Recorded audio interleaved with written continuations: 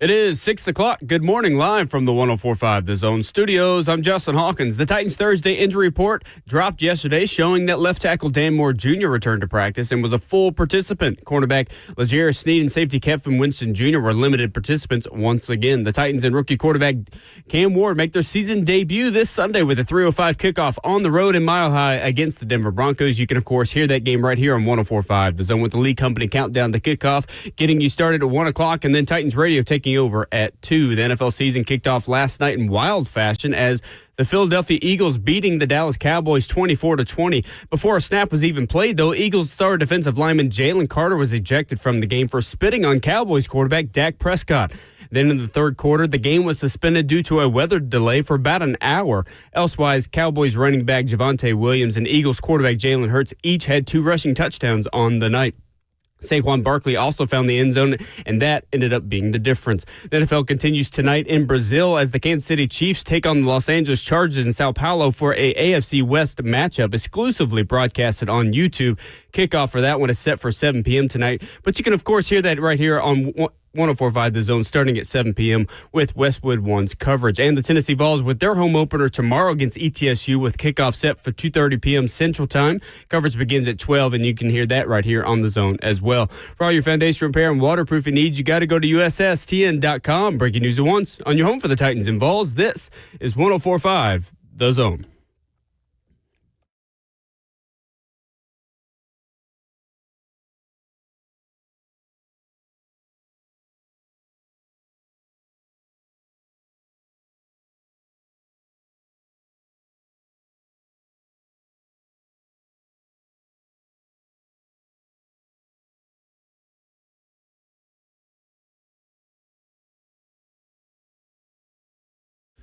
A very good Friday morning to you in Music City, USA. You officially made it to a Tennessee Titans game weekend, a full slate of football on deck for you, and we have got everything that you need to know about it this morning. Ramona Will is fueled by Scooter's Coffee.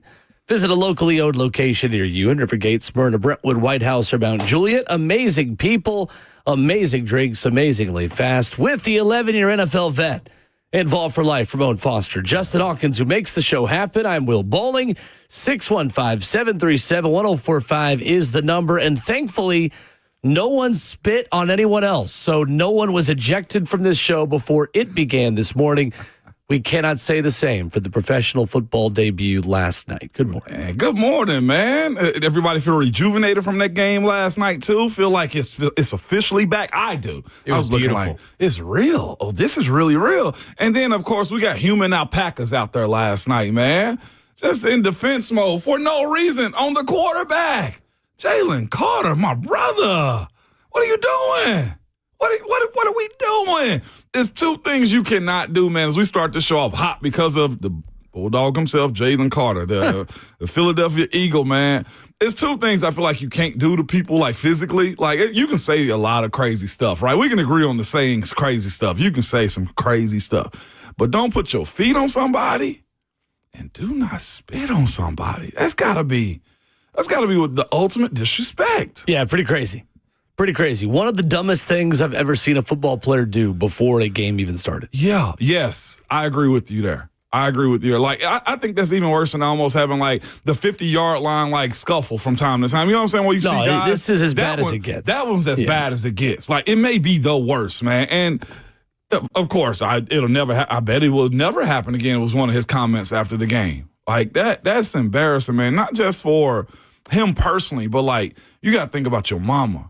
You know what I'm saying? You got to think about your cousins and your aunties and your teammates and stuff behind that type of situation right there. He didn't have to take it that far, is what I'm saying. Mm-hmm. Right? That was a tad too much for, and I get rivalries. That ain't a part of the rivalry right there. We get a lot of comments of Dak spit first. We really doing this? I know after the game he said that he spit in the general direction of Jordan Davis, or Jalen Carter. two similar Georgia players, but I mean, essentially also said, like, I wasn't trying to spit on him. I just spit in his direction. There is no excuse. Why are we justifying spitting in somebody's face? Hey, you know what I'm going to do, Will, to these people saying that? Fake news. What are we doing? Fake news. Like, that man spits on him. Like, to be fair, Dak did it first. No, he didn't. He didn't spit in a guy's face. Unless my right HD to the ground. Yeah, unless my my HD is not HD. Y'all realize how much athletes spit just on the ground in general? Like, there's a big difference between spitting in someone's general direction because you're standing around people and trying to spit at them because you are saying something to them. Oh, my gosh. We really doing this? What in the world, man? I didn't see that one. Oh, my gosh. That is, come on, people. Like, spit towards him on the ground is one. Like, legitimately, he spit on that man. So Dak Prescott said after the game, I was right here by the two linemen, and I guess I needed to spit. And I wasn't going to spit on my lineman, and I just spit ahead.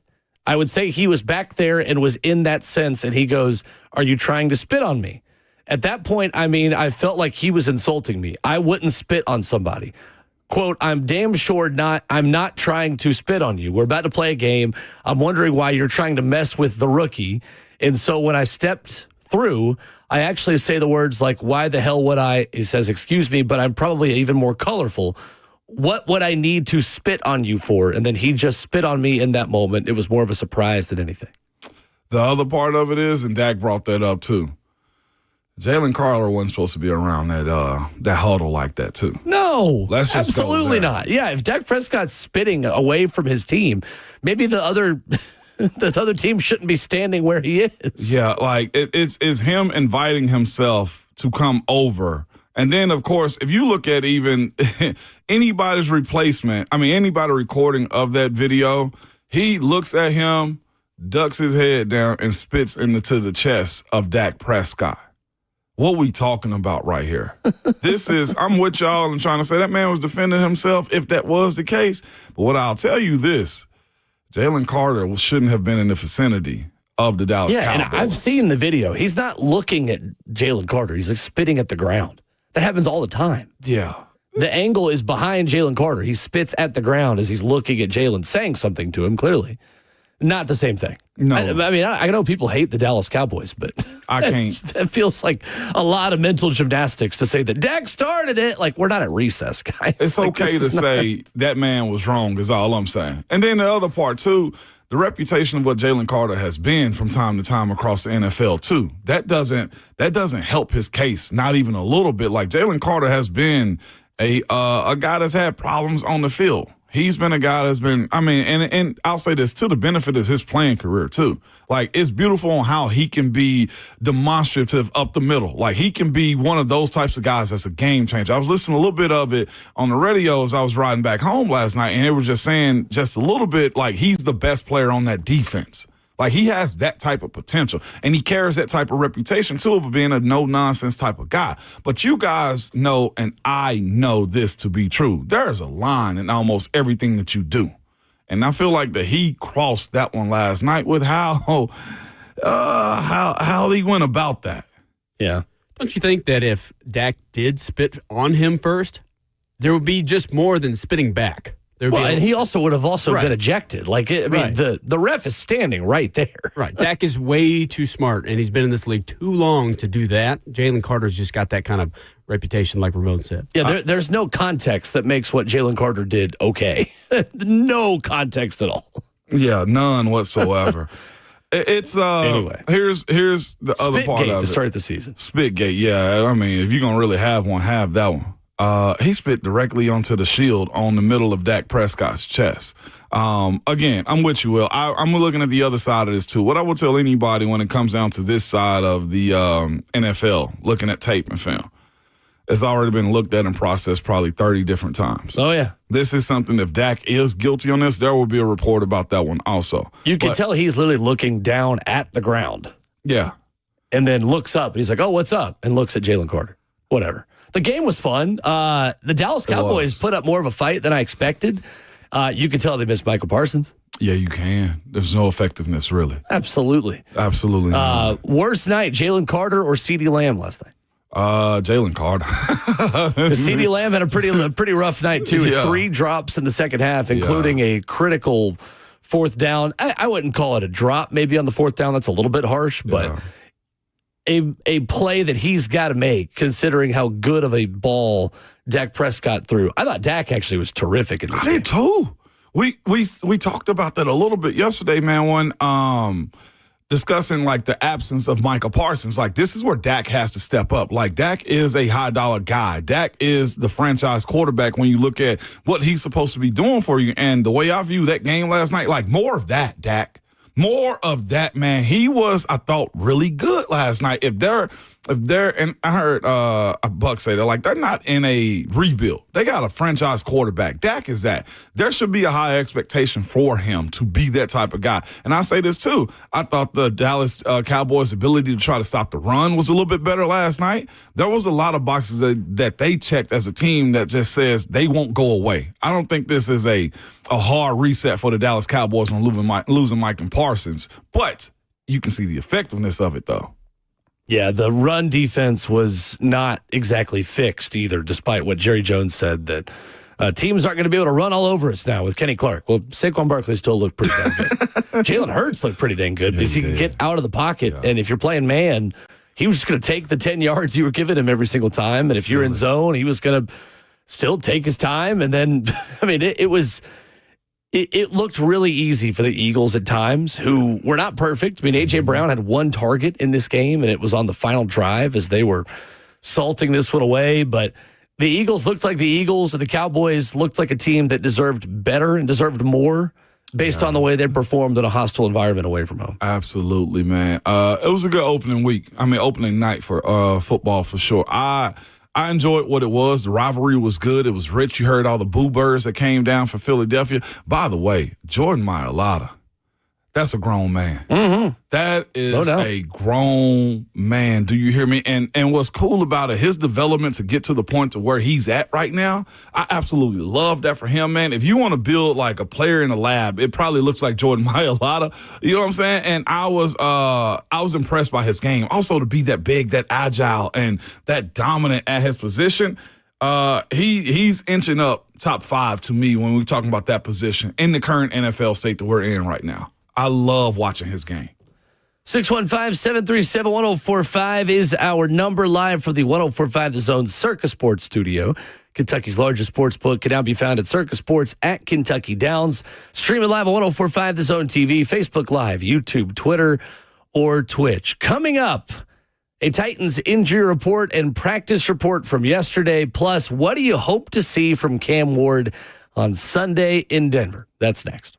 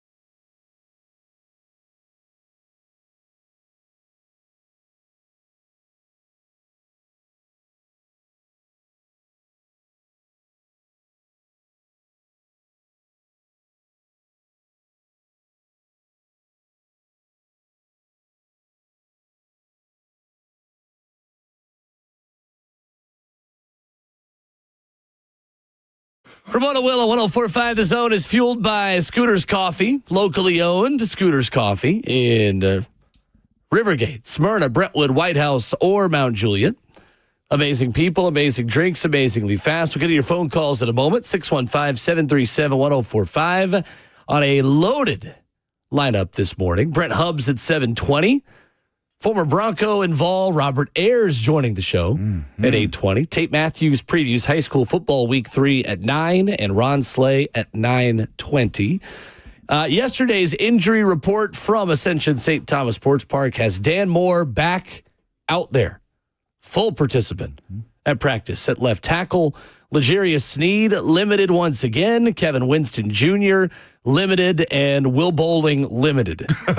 I hurt my back at the gym yesterday, and so we're working through it. We're going to be a game time decision.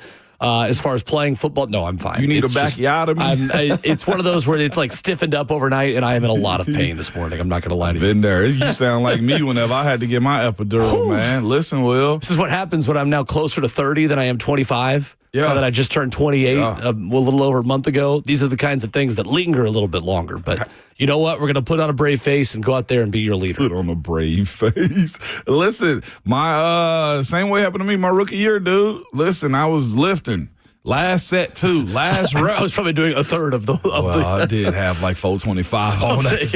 I had, how much did I have? 205, I believe. Yeah. Listen, so, about half. All right, we'll take it. Hell yeah. Go off, man. But what I'm getting at is back squats, man. Y'all got to be careful with those things. I'm a leg press guy now. I'm a squat type of guy now. I got too much depth on the last one. Deadlift. Good problem to have, but I always try to really push it on the last rep. And I got to the bottom of my squat and just felt, got him. Justin, am I cooked? Tell me I'm going to be okay. I felt a pop in my lower back. How concerned should I be? Yeah, that can go a bunch of different ways. It could be just like little. It's called crepitus in your back, which is just like air pockets. It could just be a tendon that's popping over a joint in like say your lumbar spine. Oh, I don't know. Low back? It's my lower back, yes. Yeah, that'd be lumbar spine. Okay. So it could be just a tendon popping over. You could just start your way into sciatica and have a nerve pinch and then go all the way down your leg. And I denounce that. I denounce that one. Give me the best possible option. I should be fine by Sunday, though. The Whites was like, we got him. The biggest thing is just stretch, relax, and ice. How do I stretch a back? Lay flat. Oh, I will show you during the break. Yeah. Okay. Yeah. Right. There's a multitude of ways. I have been told that the way I sleep, told by Instagram, the way I sleep is like the worst possible way to sleep because I put like one leg over the other and like lay on my side and stick one arm out. Yeah. No. What do you mean? Well, it's not up to me. It's just the way that I sleep. You gotta fix that. Fix what? I don't know. That's the way I sleep very well. Hawk is very much just like, no, sir. Anyway, the Titans practiced yesterday, and they're getting healthier. There you go. Dan Moore Jr. back out there, full participant. That's a very good sign. Yeah, no doubt about it. That was good. I told you, Dan, if Dan can, Dan will, man. That's how he's always been. It's good for him to get that Thursday practice. Thursday practice is a little bit more situational football type of situations, too. Put the ball down and go. So I'm glad to see that he was able to get a full practice. Today is more of an abbreviated day. Coaches usually let you out early. We used to call it the Steeler 500, because soon as like 12 o'clock, 1 o'clock hit, we were racing to get out of the building on Fridays, man. But Steeler 500. Yeah, I'm telling you, dudes be leaving quickly because you get somewhat of a full day on Fridays. But Thursday's a heavy work day, man, and I'm glad to see he was back out there as an FP full participant. He needs it. He does need it. The Titans need him. Yeah, they do. Definitely need him. What do you want to see from Cam Ward on Sunday? Wide open for your thoughts, 615-737-1045. Ramon Foster, what would make Sunday in Denver a successful debut for number 1 overall pick Cam Ward? I'd love to see him get on the board with a touchdown somehow, some way. That'll be good, but that's not just him. That's his wide receivers and running backs helping him out, too, if he's throwing to them. I want to see him take care of the ball. Going up against that team and this type of defense on the road for the first time, simply take care of the ball. I'll tell you what I don't want to see more of. I don't want to see him acting as if this is the college ranks and he can run and escape and guys aren't going to close out on him quicker, or that guys won't be disciplined to be in their zones, where he has one of those errant interceptions, Will, to where you're just saying, sir, this isn't college anymore. We're not in Kansas anymore type of situations, man. So that to me is the one thing that I'm checking for. I think he's going to be fine everywhere else. It's in game one, his level of creativity, I want to see it be at a minimum because I think this defense has those type of players that can create problems for him. I'm curious what he will do when his secondary option isn't open, because Denver utilizes a lot of man blitzes, and that is the way that they want to get pressure. Yeah. They man blitzed as much as anybody in the league last year. Top 5 in percentage of time they were blitzing in man. They also blitzed on 37.3% of opposing dropbacks last season. That's the 4th highest rate in the league. They were most successful, though, when they were sending 4. So not more successful, but they were very successful when just rushing 4. 36% of the time they rushed 4, they got home. That led the NFL last season, according to Next Gen Stats. So there's an opportunity, Ramon, against man for Cam Ward to recognize when those defenders' backs turn, I can run. Mm-hmm. Now, run and get down, first of all, and don't take any hits. But that's the question I have about Cam, Ramon. Is he running to throw, or is he scrambling across the line of scrimmage just to run? I'm curious how Brian Callahan and this coaching staff will coach that in him to allow him to kind of pick his moments a little bit. Yeah, and like I said, I want him to be very simple going into this thing. I want him to take what's in front of him. And if there's an opportunity for him to grow further than that, cool. But I've said this, I don't need him to be I don't need him to be Superman. I'm okay with Clark Kent for right now until he get his feet underneath him. He ain't got to go into the phone booth just yet, is where I'm at with Cam. The other thing I'd love to see is a little bit of tempo from the offense. I think when we saw Cam Ward at his best in training camp, it was when Brian Callahan would throw him into a situational period. In red zone stuff, in 2-minute stuff, really more 2-minute than red zone, he was excellent when he was sped up in terms of, I'm not thinking, I'm getting the next play in. I'm getting on the ball. Here we go. Mm-hmm. And I am curious how much of that they're willing to bring out of him, because I think situationally, Cam Ward's pretty ready.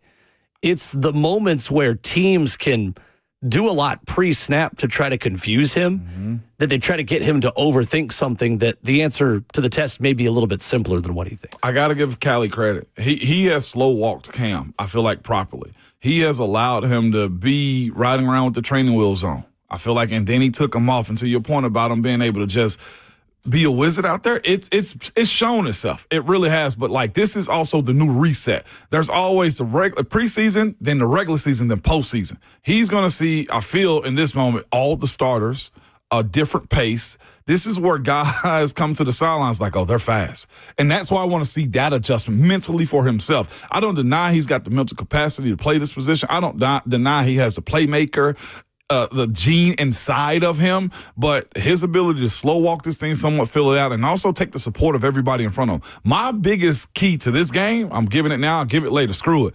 The big boys up front got to move. That line of scrimmage got to change in a positive way for the Titans. And if that happens, you'll get more of Cam Ward, I feel like, going into this game. You'll see him loosen up. You'll see Callahan, I feel like, and Nick Holtz. Combining the two OCs. Combining two OCs. You'll see those guys want to open up a little bit more if they handle their business. If this will get punched in the mouth type of game for the offensive line, it's going to be a long day for Cam, I feel. It's a lot to ask him going into the first game to be the guy. According to Next Gen Stats, the Denver Broncos blitzed on early downs at the second highest rate in the league last season, 41.2%. It doesn't matter if it's first down, second down, third down, fourth down, fifth down between Colorado. They will blitz you. And that's a really tough matchup for a rookie quarterback. Yeah. Really tough matchup.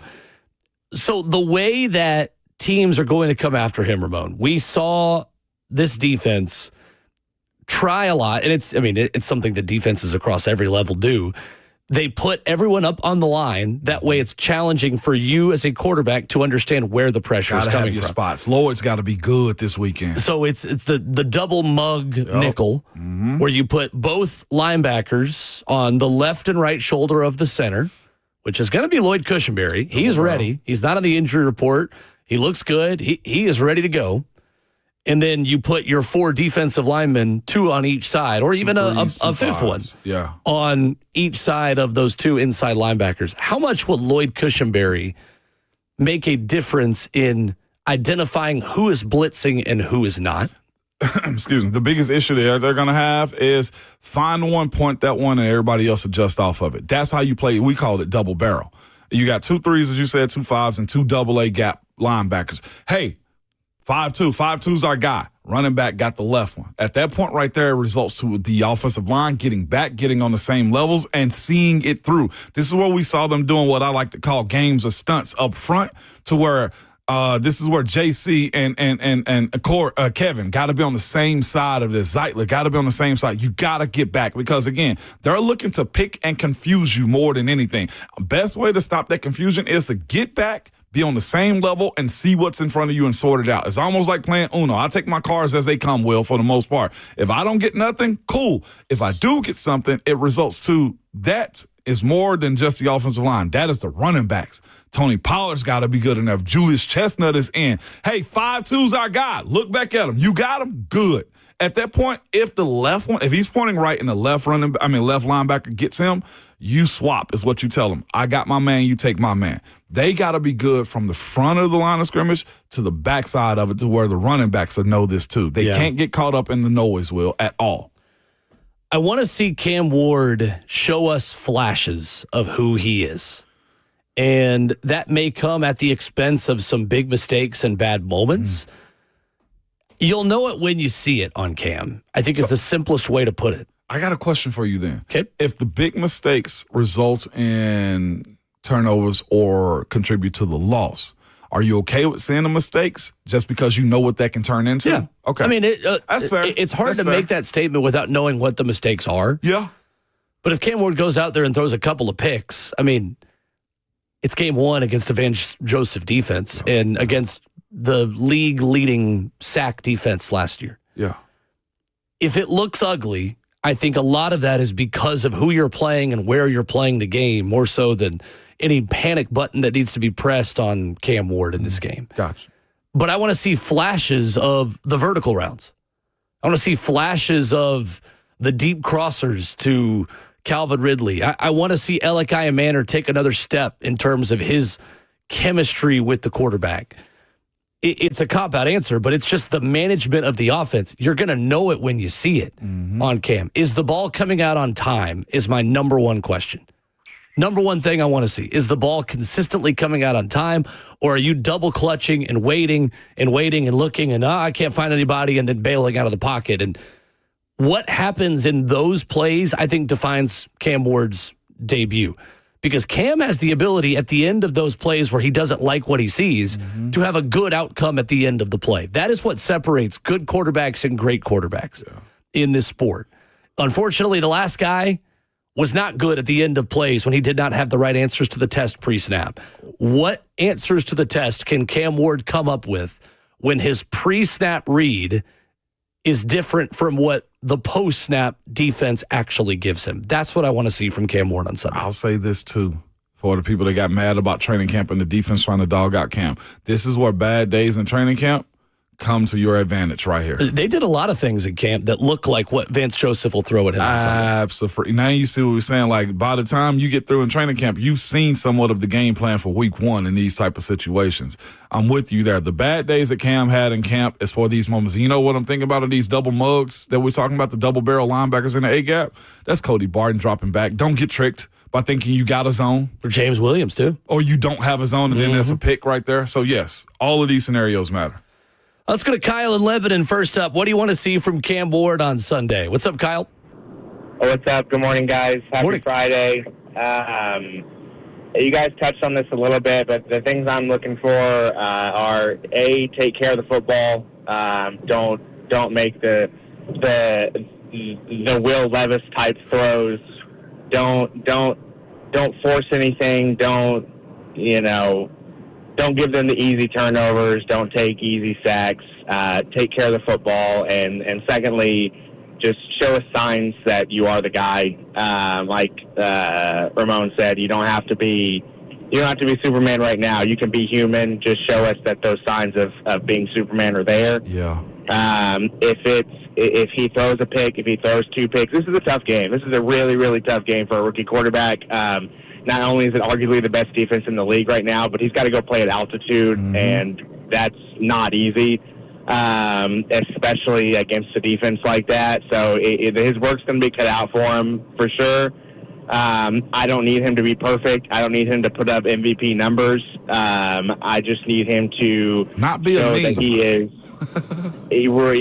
I just need him to show that he is capable of making the reads, making the throws. Not turning the ball over, taking care of the football. Like, that's really the biggest thing is just show signs that that you are the guy and that you can be the guy. Show signs of improvement and all.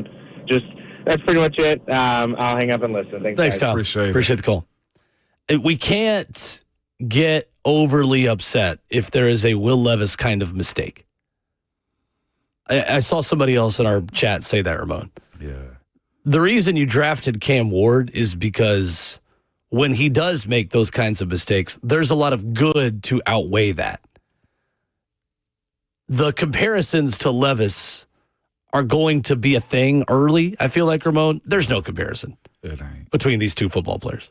And the longer I think we've been around him and watched him play, the more we can understand that he may make some mistakes that remind you of Will Levis last year. It's also just because he's a rookie quarterback. Yeah. And because he is a gunslinger. The beauty of him, and in the same way we talk about Josh Allen, you take the bad with the really good that are going to probably happen as well. Maybe not week 1, but I want to see the flashes of that stuff. 615-737-1045. Steve would call in to talk about the Jalen Carter stuff this morning. What's up, Steve? Good morning, guys. Morning. Yeah, I thought Philadelphia really showed their class last night. If I'm the owner, that boy's sitting out half a season. That'd be the most expensive spit he ever had in his life. They tried that on us coming home from Vietnam, and there were more butt kickings going on than there was anything else. Oof. That is totally classless. Yeah, it is. Thank you, Steve. Appreciate the call. Steve. Yeah, it's about the worst thing you can do without putting your hands on somebody. It's about the worst thing you can do to another person. Yeah. I don't know if he's going to be suspended any more than he actually is already, but. Yeah, I ain't got no clue on that one, but I guarantee he got a call from New York.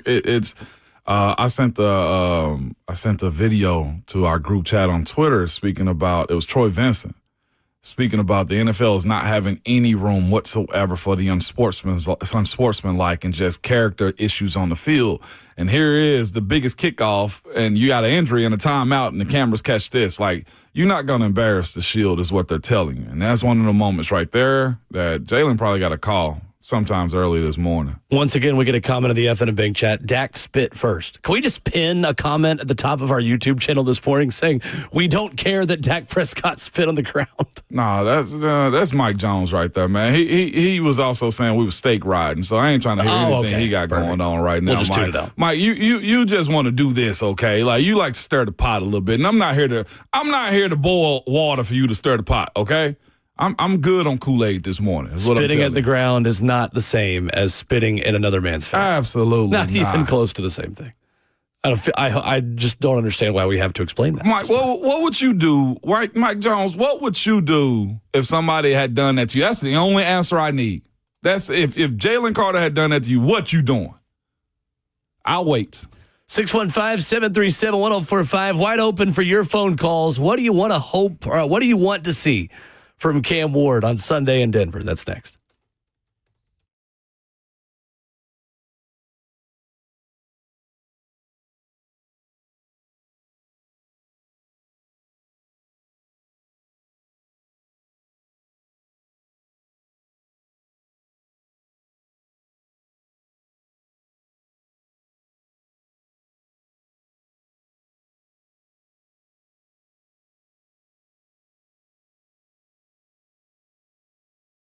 Is your concrete in need of repair? Maybe your sidewalk has shifted on you, your driveway is cracked and sinking, or your porch steps, maybe they've moved. Shifting concrete can create a dangerous situation, just trip hazard around your home. What I'm here to tell you is this, man. If grandma comes over and you got a cracked sidewalk and she falls on it and break her hip, you're going to feel real bad about that, okay? You need to call my people at United Structural Systems, okay? Whatever is going on with them, they will fix it for you.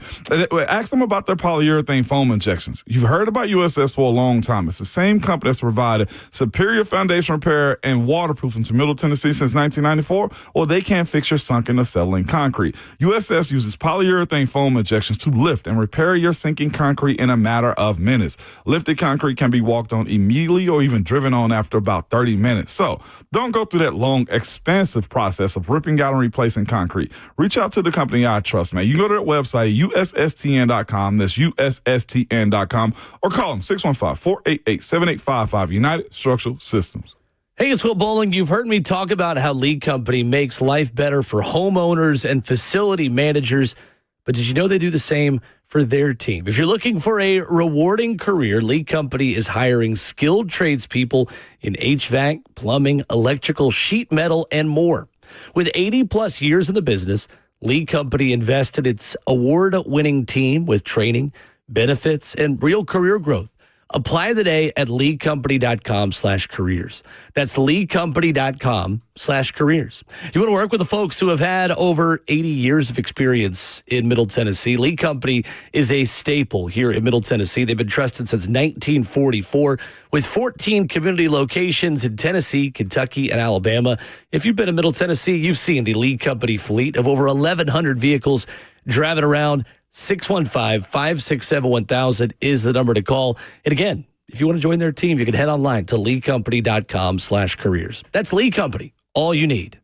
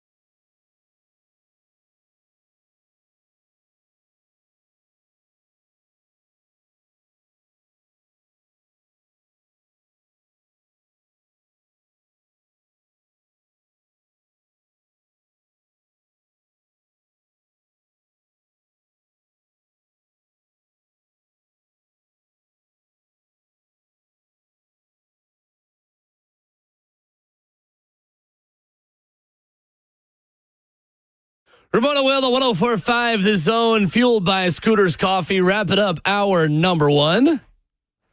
615-737-1045 on this Friday morning. What do you want to see from Cam Ward on Sunday?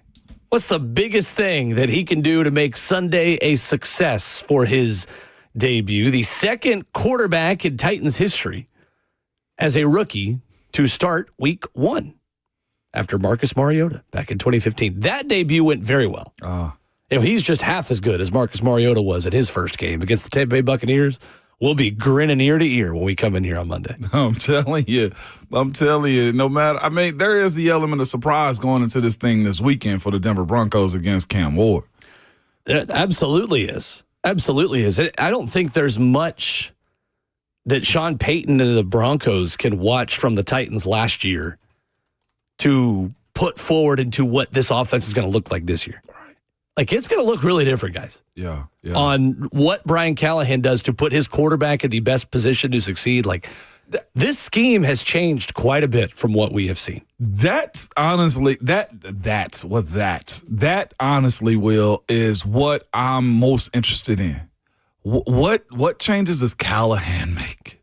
We saw what last year's start of it was. I feel like it was explosive. Like, get it out. Like, will there be more flow for Cam Ward than it was for Will Levis? Will he have more confidence to call more stuff for Cam Ward than he did last year? Like, that's a real thing because I feel like he treated. Well, I ain't gonna say that. No, screw it. I feel like the way you view what Levis was to him, Levis was like the stepchild almost in a sense. I feel like he loved Cam though. Like, he ain't got a favorite, but he got a favorite. Yeah, his name. I don't know. I'm so serious. Like, this time last year, though, Brian Callahan was doing interviews with, who was it, Pete Prisco? Yeah. Where he's talking about how one of the big reasons I took this job was to work with Will Levis. Yeah. Like, we were doing the Will Levis PR tour this time last year. Yeah, we were. And he just threw away that opportunity to the other team pretty quickly. But, he loves Cam, but he loved Will Levis, too. He did. And I want to say this, too. I was also a stepchild, so you people that think we treat stepchildren wrong, my stepdad was awesome. Okay, so I just want to put that out there. Let's go to Johnny in Nashville, 615-737-1045. Go ahead, Johnny. Hey, good morning, guys. Thanks for taking my call. Hey, real quick, the one thing that I want to see from Cam Ward, man, and I think he's showed this throughout, since he's been here, is that his confidence. He's been well prepared. We've heard numerous times that he's the first one there, the last one to leave. So I think his confidence is going to show. In a perfect world, we want to see the offensive line do great. We want this. And I think, but like Mayor said in the commercial break or whatever, I want to see him sling it. I want to see him go all out, do the best he possibly can, and then we can kind of pull the reins back if we need to. Yesterday when I called in, I had a cool little message for Slay. Ramon, this is for you, baby. This weekend in Knoxville, it's going to get gritty. Play that beautiful song, Rocky Top. I got the balls by 50. Yes, sir. You go home, baby. Thank you, Johnny. Great call. Sir. Thank you, Johnny. I love it. Woo. That'd be my first time hearing it. Zach in Hendersonville is going to be upset that people are taking his thing. Zach. When he calls in 20 minutes. Where he at? I know he in here somewhere. Yeah, that's right. I know he in here somewhere. Keith is in Tampa up next, 615-737-1045. What's up, Keith? What's up, guys? Enjoying the show. Thank you. Morning. Here's what I'm looking for. I'm looking for some pocket awareness and just see how well he can feel pressure. Mm-hmm. And my question is, in Titan history, who's been the best at that? Pocket awareness? Tannehill? Pocket awareness is just feeling pressure and being able to move around in the pocket. Mac 9. Was it Mac 9? Because I felt like Mac 9 would bail and run though in those type of situations. That is awareness too, though. Correct? Yeah. I agree. Yeah, it is. Yep.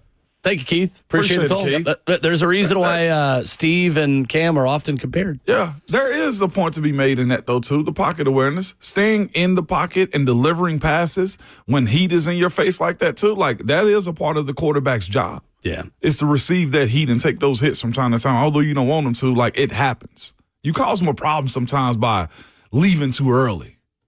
I'm okay with some mistakes tomorrow from Cam. There has to be a level of acceptance that he's probably going to turn the ball over. He's probably going to hunt down the field in vertical routes and try to go window shopping a bit too much. But can you hit on a couple of those to balance the mistakes with some good and put yourself back to solid quarterback play? That's the question I have. Are there enough good moments to at least overshadow some of the bad? Because we know there's going to be bad. But how many explosive plays can you create? How much can you improvise and get out of the pocket and find someone open in kind of the play within the play? That's really what I want to see, Ramon, is this team and this coaching staff and this organization feels like they have surrounded Cam with players who can get open on the second play of the play. How much of that can you hit on against a defense that's really good at getting pressure?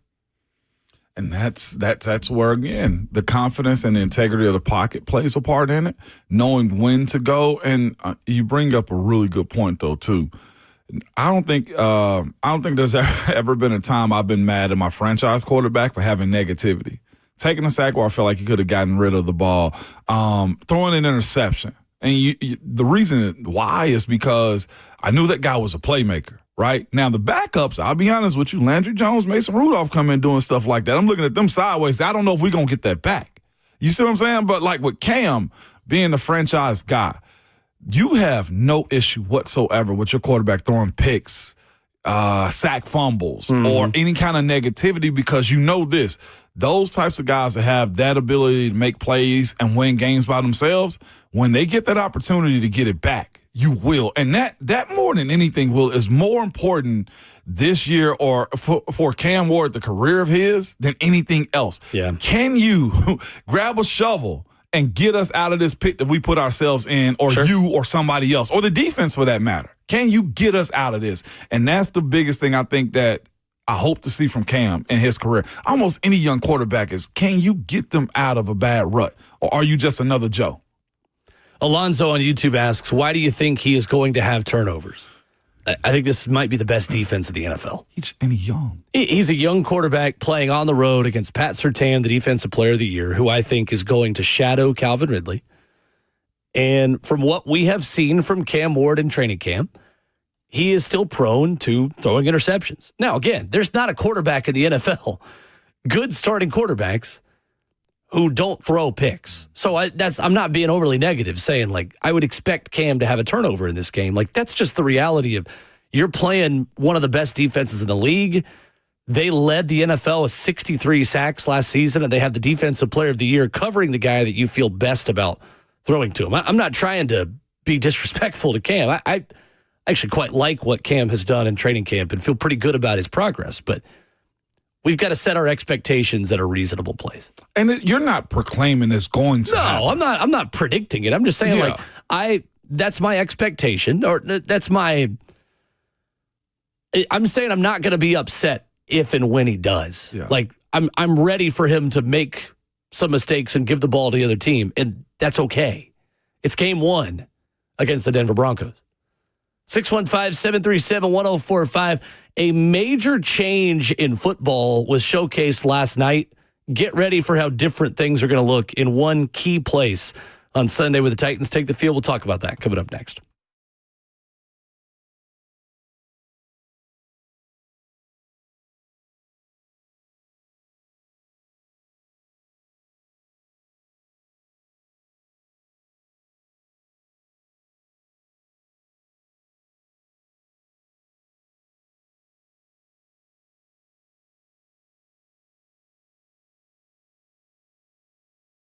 It's Ramon Foster for Hiller Plumbing, Heating, Cooling, and Electrical, man. Nobody wants to deal with a plumbing, HVAC, or an electrical emergency at all. Most of the time, you don't know what it will cost or if it'll get fixed correctly, or if somebody's just trying to sell you something you don't need, and that happens often, all right? But when you call Hiller, the experts are going to solve your problems quickly. And the price you're told is the price that you will actually pay. There are no hidden fees or surprises on your bill at all. Hiller's been in business for over 35 years and are family owned and operated. Their techs are very professional, experienced, and trustworthy. And they're all background checked and drug screened too. Best part is I received this text on Tuesday. When they're on their way, you receive a photo of the tech and a link to track them in real time, so there's no more wasting time waiting around for somebody to show up. The motto and guarantee is this, man: happy you'll be or the service is free. To learn more about Hiller or to book with them, simply visit happyhiller.com.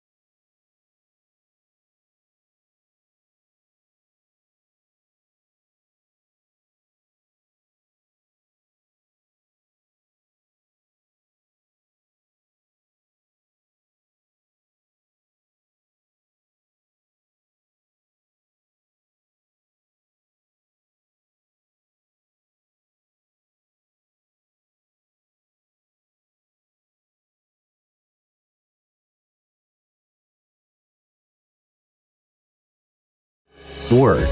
It's what we do. Part of who we are. There is joy in work. And no matter what size your business is, the dedicated commercial team at Two Rivers Ford will find the work trucks and vans that keep your business moving. And Two Rivers is the only dealer that offers a 90-day free fleet management program that can help you save money on every single mile. The Commercial Vehicle Center at Two Rivers Ford. We work for you.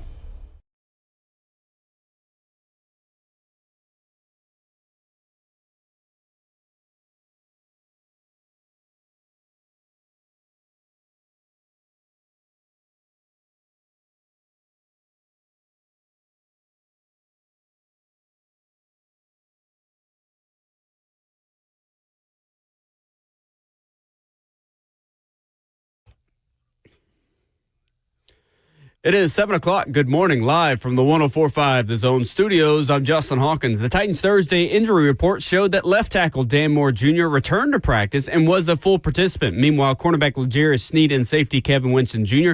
were both limited participants once again. The Titans and rookie quarterback Cam Ward make their season debut this Sunday with a 3:05 kickoff on the road in Mile High against the Denver Broncos. You can hear the game right here on 104.5 The Zone with Lee Company countdown to kickoff, getting you started at 1 p.m. and then Titans Radio taking over at 2. The NFL season kicked off last night in wild fashion as the Philadelphia Eagles beat the Dallas Cowboys 24-20. And before a snap was even played last night, Eagles star defensive lineman Jalen Carter was ejected from the game for spitting on Cowboys quarterback Dak Prescott. Then in the third quarter, the game was suspended due to a weather delay for about an hour. Cowboys running back Javonte Williams and Eagles quarterback Jalen Hurts each had 2 rushing touchdowns on the night. The NFL continues tonight in Brazil as the Kansas City Chiefs take on the Los Angeles Chargers in Sao Paulo for an AFC West matchup exclusively broadcasted on YouTube. Kickoff is set for 7 p.m. You can also hear Westwood One's coverage right here on The Zone starting at 7. And the Tennessee Vols with their home opener tomorrow against ETSU at Rocky Top and Neyland Stadium with kickoff set for 2:30 p.m. Central. Coverage begins at 12 p.m. and you can, of course, hear that right here on The Zone as well. For all your foundation repair and waterproofing needs, you got to go to USSTN.com. Breaking news at once on your home for the Titans and Vols. This is 104.5 The Zone.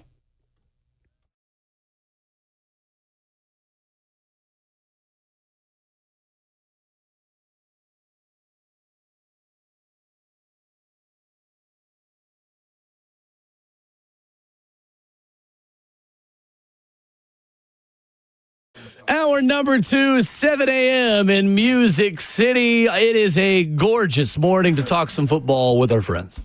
Here on Ramona Will, fueled by Scooter's Coffee. He is Ramon Foster.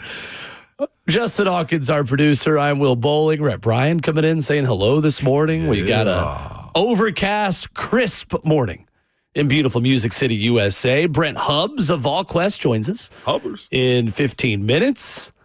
Ramon, how excited are you to broadcast from the Neyland Stadium booth for the first time? Very in front of 100,000 people on Saturday. Sold out, man. You talking about those tickets up in the 80s for the nosebleeds, man. A lot of renovations over there, too, man. They showed the south end zone part of it, right? That's right. No, it's not like an Uber Eats order is the price of tickets like it is in Tuscaloosa this weekend. It's going to be full, and I'm excited to listen to you guys on our way to Denver tomorrow. I am excited, though. It'll be my first time in a booth calling a game at home. I got a picture yesterday that was sent by somebody that had my name up on the wall in there, too. It was kind of cool, man. I'll tweet it out when I see it. I don't want to steal the thunder. I want to walk in there and see it this weekend. But it should be fun. Hopefully we handle our business, don't play with our food this weekend, too. Well, last night in the NFL season opener, there was a trend, Ramon, that we're going to see Sunday in Denver. We're going to see it all season. Get used to unsportsmanlike conduct penalties. Get used to it. If we get pre-mad about it now, we'll be used to it by the time Sunday comes around. Yeah. I was in the officials meeting a few weeks ago at the beginning of camp once officials started to come to practice and media was in there, and they are going to flag, I think, like someone in every window of games for the nose wipe celebration, first and foremost. If you do the nose wipe celebration, nose wipe to a first down, that is an automatic 15-yard penalty. So just get ready for that. Last night's NFC East rivalry between the Cowboys and Eagles is a little bit elevated. I mean, that's a game they wanted to clean up and just get it under control early, but standing over players, taunting, celebrations at the expense of another player, the nose wipe. The NFL is cracking down on taunting this year in a major, major way. And you have got to be smart as a team and pick your moments to flex. Flex towards your teammates, not towards the other team. We have a snippet I sent to our group chat about this, and Troy Vincent is very adamant about it. He is here's the thing about the NFL. It's a brand that if ever given the opportunity to knock it and to devalue it, and there's a lot of people that I think still don't like what the NFL is or the consequences of playing the game and stuff like that, or how much power and flex that the NFL has, or the reputation of some of these athletes and how they act, and show what they are publicly. Like, this is its own thing. And if there's any time, any business, news outlet, I don't care what you watch from, CNN to Fox to MSNBC, it will happen. And what Roger Goodell and Troy Vincent and all the powers that be are trying to tell you is this: you're not going to come for us. And if you are somebody that's opening the door for somebody to criticize us, I'd almost guarantee that spit situation is probably on the national news syndicate and not a sports network this morning. Can't have it. Can't allow it. The value is way too high. This is America's big thing, and they're trying to go global with it. So to think that you are going to be bigger than that shield, man, they don't send that video out for nothing. It doesn't fall on deaf ears is what I'm telling you. So, yeah, Will, I'm with you. I do think there's probably going to be an uptick in that type of stuff. The whole, shaking the tambourines thing that people want to do, the gun thing, like, ain't got no time for that. You showing your waistband, ain't got no time for that. The neck throw thing, ain't got no time for that. Neck slide, ain't got no time for that. None of that. It's because, again, the business is too big to allow it to just go down like that. Can't empty the clip. No, Duck. Can't empty the clip at all. None of that. Can't do that. Yeah, the gun celebrations and nose wipes are very big points of emphasis this year. You can pull a Minnesota. Yeah. You can go choreograph whatever you want to. Sure. You can jump rope. You can double dutch, all that. You can turn a backwards flip. Double dutch. I'm telling you, you hop in. You can look do at all Corbin Blue in a Disney Channel original movie back in the day. All the things that you want to. Real ones know that reference. I almost feel like you can put an offensive lineman up on the top of a pyramid is what I'm thinking. You can do all those types of things, but you cannot show signs of violence out there, man. The thing about this is players know. If the media had a meeting about it back in mid-August, early August, the players know too. So what we're not going to do is, listen, we could have a different conversation now, I guess, about how is this the right way for the NFL to move forward, and should they really be penalizing taunting this much? The fact of the matter is the players know very clearly what they are going to be penalized for. Mm-hmm. That is very clearly communicated within training camp. So if you are doing a gun celebration or a nose wipe celebration, that is on you not being a person that was listening in an important meeting. That is on the player, and that's on a coach for maybe not emphasizing that enough with the player. The NFL has taken the onus off of them and put it on the players to say, this is what's allowed, this is what's not, these are your rules, work within them. Mm-hmm. So if there's an issue with this, what I'm not going to do personally is be, the NFL, that's such a soft call for doing that. Now, you were told in August what you can get away with, so just keep it between the lines. Yeah, keep it between the lines. And that is one point of emphasis for this Titans team, and not just in terms of taunting, but in terms of penalties. These self-inflicted negatives. You talk to anybody in that building, that has been emphasized over and over and over. Turnovers, penalties, clock management, you name it, Ramon. Mm-hmm. The sins, self-inflicted negatives, are a major talking point for this team. And that's one area I think the Titans, you're going to see clean up a little bit. I'm optimistic that they actually are going to walk the talk of what they've said. I don't think you're going to see as many dumb penalties from this team on Sunday as you were at times last season. No, and that is also, like you said, the hot one on this team, I feel like, has been Jeffrey Simmons. Like, that's one of those situations where him controlling himself. I heard about a practice scenario with him where Jeff was somewhat against Atlanta. He wasn't getting picked on, but they were definitely going at him, and he held his cool. Like, that's going to be necessary throughout the duration of this season from a lot of guys, man. And again, I get it. Listen, I'm the first one to tell you. I told my middle school coach the other day, like, it was a guy I played up against, man, and I got into a brawl with him. I'm talking about I snatched his helmet off. Cost me about $15,000. And listen, I'm not removed or above this type of stuff. Here's the other part. Some guys just not going to care. They going to do their celebrations and do their things. I see somebody in our chat bring up Ja doing the stuff. Well, the NBA also cracked down on Ja Morant. Yeah. Ja Morant got cracked down on, too, from the NBA side of things. Like, here's the difference, if I can just go real quick. Here's the difference. We're talking about guys who are 100,000-aires, guys who are millionaires, portraying a lifestyle that I think only 0.01% may have lived. Okay? And more so now, the fact that you are 100,000-aire plus or millionaire plus, you probably live in an area that has a gate, that's got a nice zip code, that you drive a Benz or a foreign car, a nice Ford truck, shout out to Two Rivers Ford. Okay?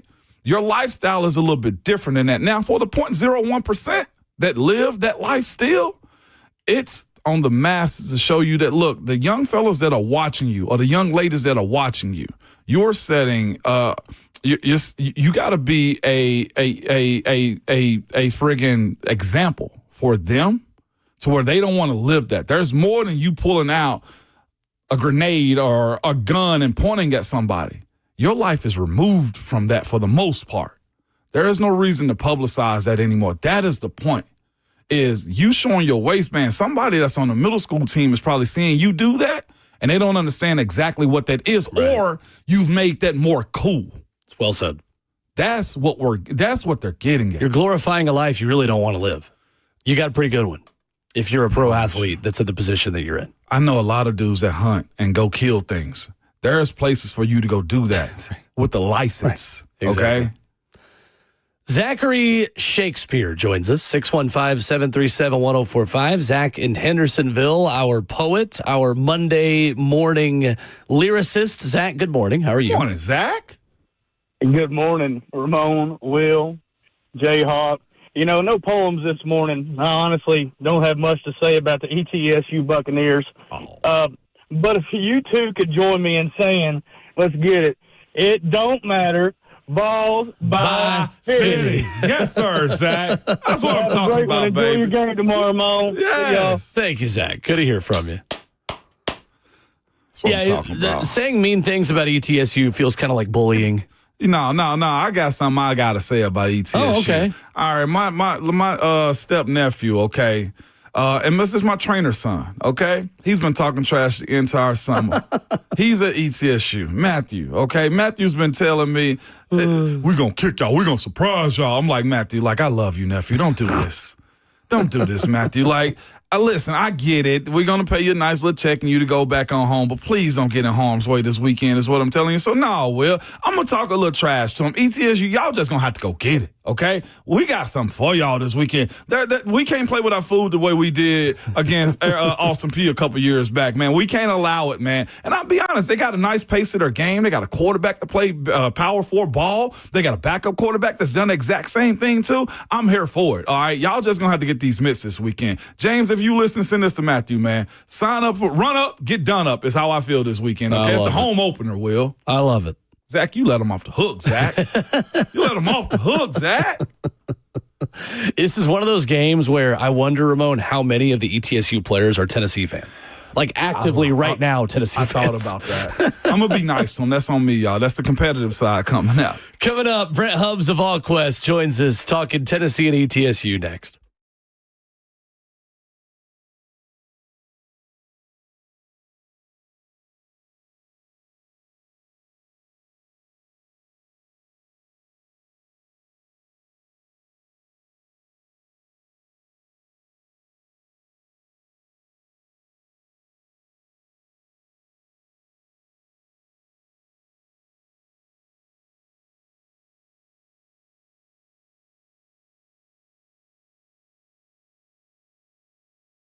It's Ramon Foster for Jewel Roofing and Exteriors, man. I'm here to tell you about them because, one, I trust and believe in what they got going on. They're just good. They're honest, man, and they're local, man. They're a trusted, family-owned Middle Tennessee company that has been serving from Clarksville to Murfreesboro for over 25 years.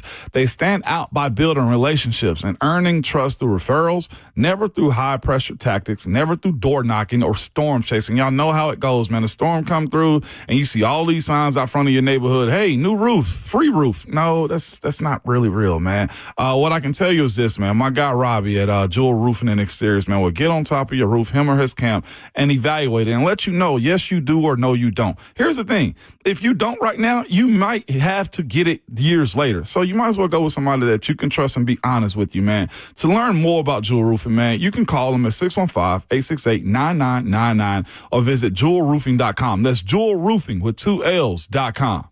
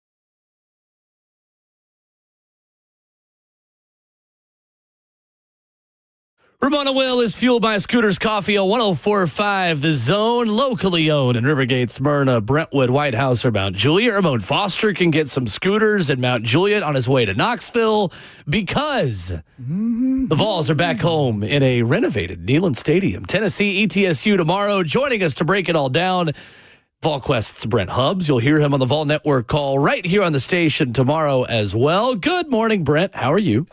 I'm doing outstanding. Hope you guys are doing well on this Friday. We are great. Brent, the video yesterday of Neyland Stadium, I just want to start there real quick. The South Concourse, the triple the width. I mean, I feel like students, myself included, raising my hand, feel like we went to UT at the wrong time, and not just because everything's better on the field. New Neyland Stadium looks awesome. What are fans going to recognize the most and tomorrow when they make their way to Neyland for the first time? That you're not going to be claustrophobic if you're walking through the south end zone is the first thing you're going to feel. It's terrific. It really is. There's more concessions and more amenities and all that. But the biggest amenity is the fact that there's just room.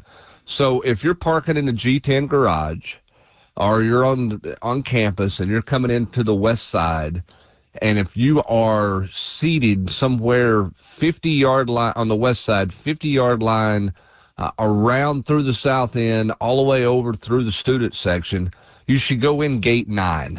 The new gate 9 area it's going to have a more finished look next year with some pavers and all that. It's just asphalt right now. But that area used to be a single fenced gate that you walk in. Now it's like 4 times that, 5 times that. So there's so much room to get in there to get the foot traffic in there. There's no steps. You're just going to walk right in there.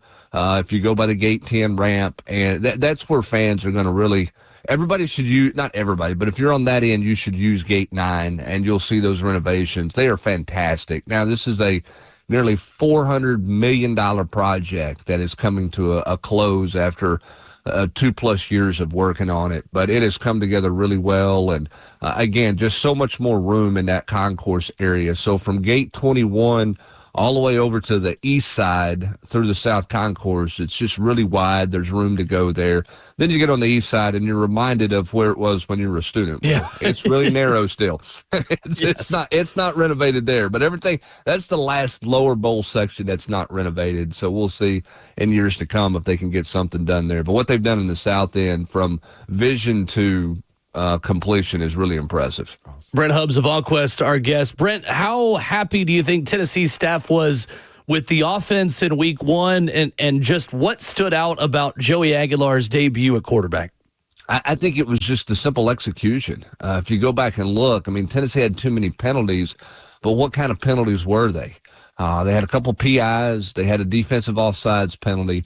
I think that they only had 2 pre-snap penalties on offense, meaning a false start, something like that took place. So their execution was pretty good in terms of, not hurting themselves, not losing yards pre-snap. Now they missed some throws and some things like that, but just handling everything on the plate, the motion shifts, different formations, everything that they put out there. I think they showed a lot of maturity for a side of the ball that was, quote, immature in this offense going in. So I think, if you're Joey Halsley and Josh Heupel, you feel like there's a lot to build off game 1 in terms of being able to show more wrinkles and do more things, because I think that group showed the mental capacity to be able to handle that stuff and go out and execute it. No doubt about it. We're joined by Brent Hubs. This one of VolQuest and On 3 Hubs, man. With that being said, you look at also how the defense started. I thought it was better at how they started versus the way they finished at times. ETSU, I know the opponent, but they were also really good last week on 3rd and 4th down conversion. So I think they were 3 for 3 on 4th downs themselves. That's something you expect to be cleaned up this week, especially against an opponent like ETSU, correct? Well, it better be. I mean, you here's the thing in this game, and Josh Heupel, for the most part, with the exception of 2 games, Austin Peay a couple of years ago, everybody remembers, and they got off to a slow start last year against UTEP. It was 0-0 at the end of the first quarter, and then it was 28-0 at the end of the half. But for the most part in these type games, Josh Heupel's teams have jumped out of the gate and taken care of their business. and then allowed the young players to go play. And that's what you're hoping for tomorrow. To do that, you got to stop the run game. This is a ETSU team that ran for nearly 400 yards last week against Murray State, and Tennessee did not defend the run as well as they should have or wanted to in the second half against Syracuse. So you got to clean some stuff up there. I don't think that was all on the defensive front, Ramon. I think when you talk to some people, I think they certainly missed Arion Carter for nearly a quarter of football in the second half. But I think there were times that, from a linebacker standpoint, they overran some stuff, that their speed kind of bit them in the rear end. They kind of got themselves out of the gap that they needed to be in, or they overran a play. So I think this is a good game to clean a bunch of that stuff up.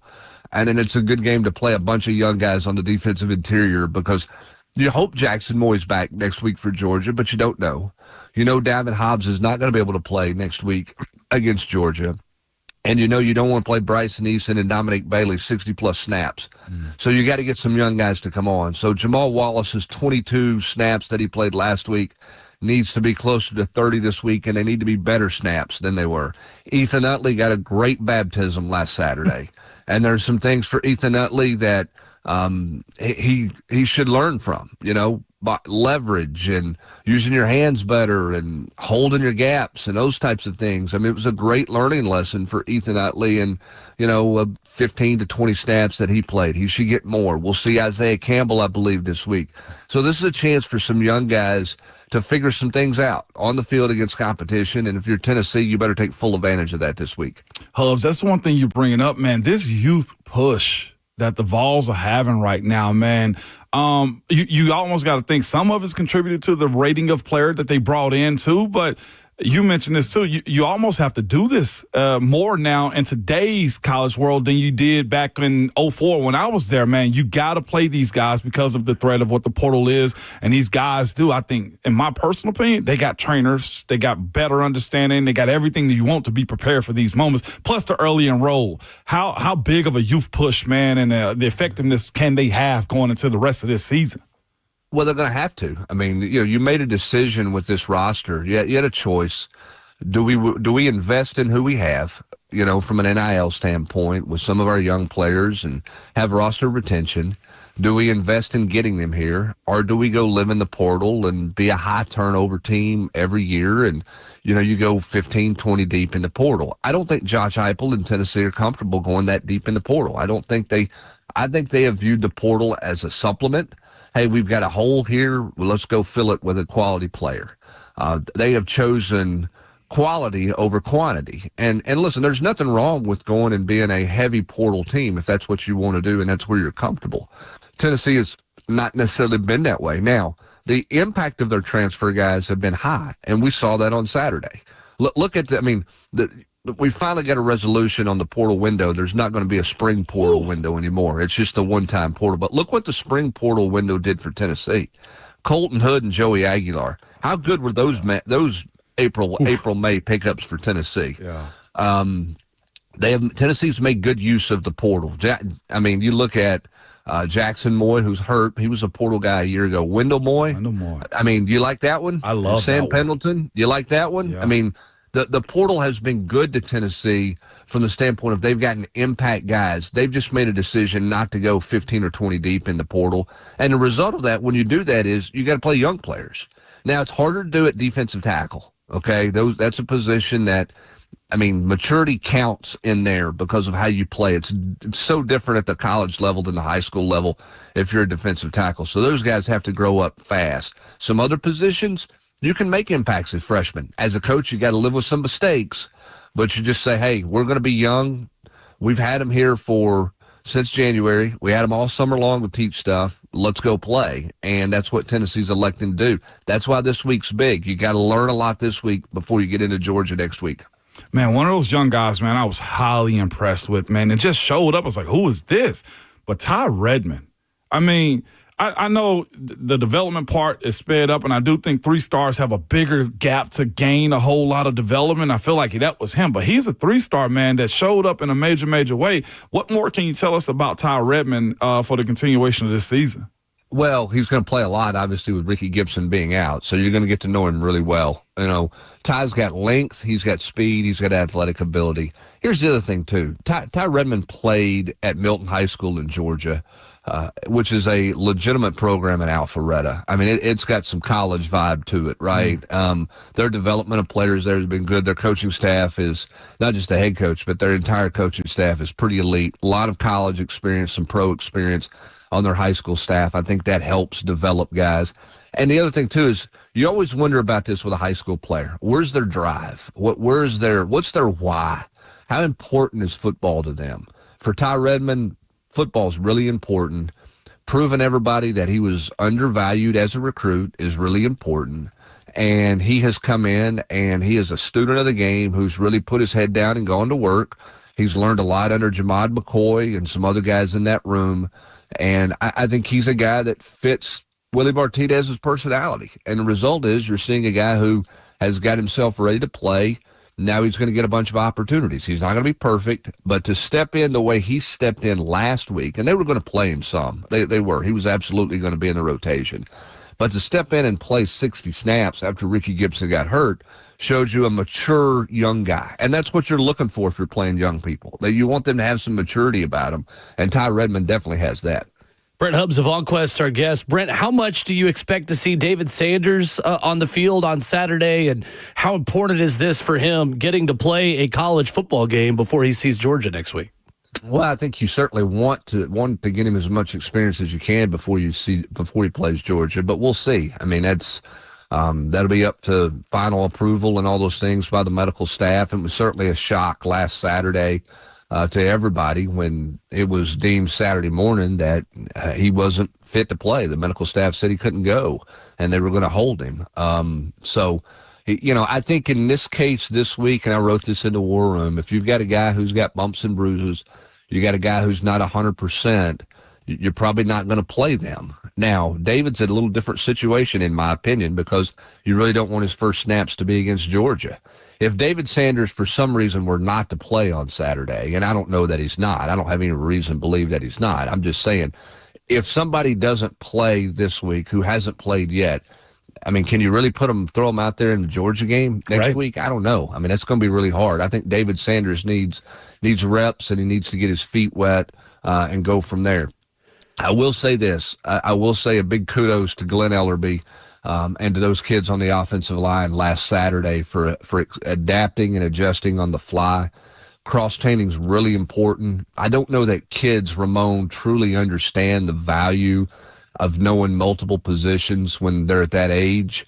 But for what Jesse Perry did, for Wendell Moy to be able to play either side, to do the things and make the moves that they made on the offensive line last Saturday, to be that productive, says a lot about their development and kind of how they cross-train and get guys ready. And it shows a lot about the maturity of guys, particularly Jesse Perry. You spend all week getting ready to battle the inside guy, and then you wake up and you're having eggs and pasta and steak and whatever you guys eat for breakfast on game day. And you go, oh, by the way, you're going to play right tackle today, and never flinched and played well. I mean, he wasn't perfect, but he certainly played well enough out there. Brent, how much do you think Star Thomas surprised people in the way that he played? We've talked all offseason about it's going to be a three-headed monster to replace Dylan Sampson, and personally, I was skeptical they'd be able to really do it. I know it's one game at Syracuse, but I was blown away by how good all three running backs looked. How pleased do you think the staff was with the Duke transfer on Saturday? Elated. And, Star Thomas is a guy who was okay in spring. Got a little better late in spring, but he was just kind of okay as he tried to learn the offense. And he really dove into it this summer and got himself ready to play. That first scrimmage that they had in fall camp, he was really good and got everybody's attention in that scrimmage, and it's kind of built off of it and sort of just shoved his way into that being a three-headed monster instead of a two-headed monster. I mean, he was, for me personally, I thought he was just kind of a guy that, okay, if they had a banged up, they had an injury, you feel pretty confident because he's a guy with some experience. After watching him play on Saturday, he's one of the guys. He's going to be one of the three, and Darrell Sims has got to figure out how to manage all three of those and keep all three of those guys happy because they're all driven and they're all hungry. And I think for Star Thomas, because of his journey of playing, in New Mexico State and going to Duke and all that he's done, I think it's probably a little easier for him to manage not knowing when your reps are coming, knowing that, hey, you're going to have to be patient. It's probably a little easier for him to get in a groove because he's played more.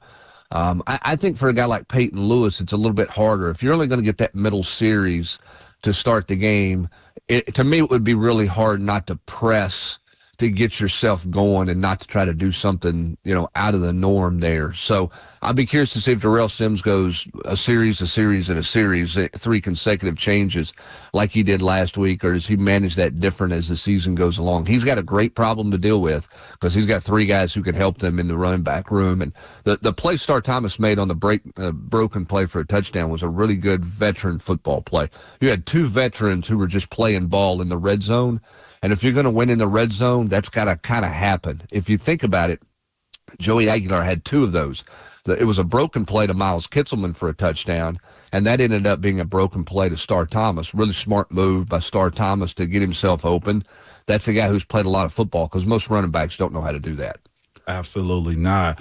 Hubs, what's been the response to Joey this week also, man? I think he somewhat solidified it with his teammates this past week. But what has he been like, I guess, through practice and throughout camp? I know he came out also. Is he good and healthy going into this weekend? Yeah, he's good to go. And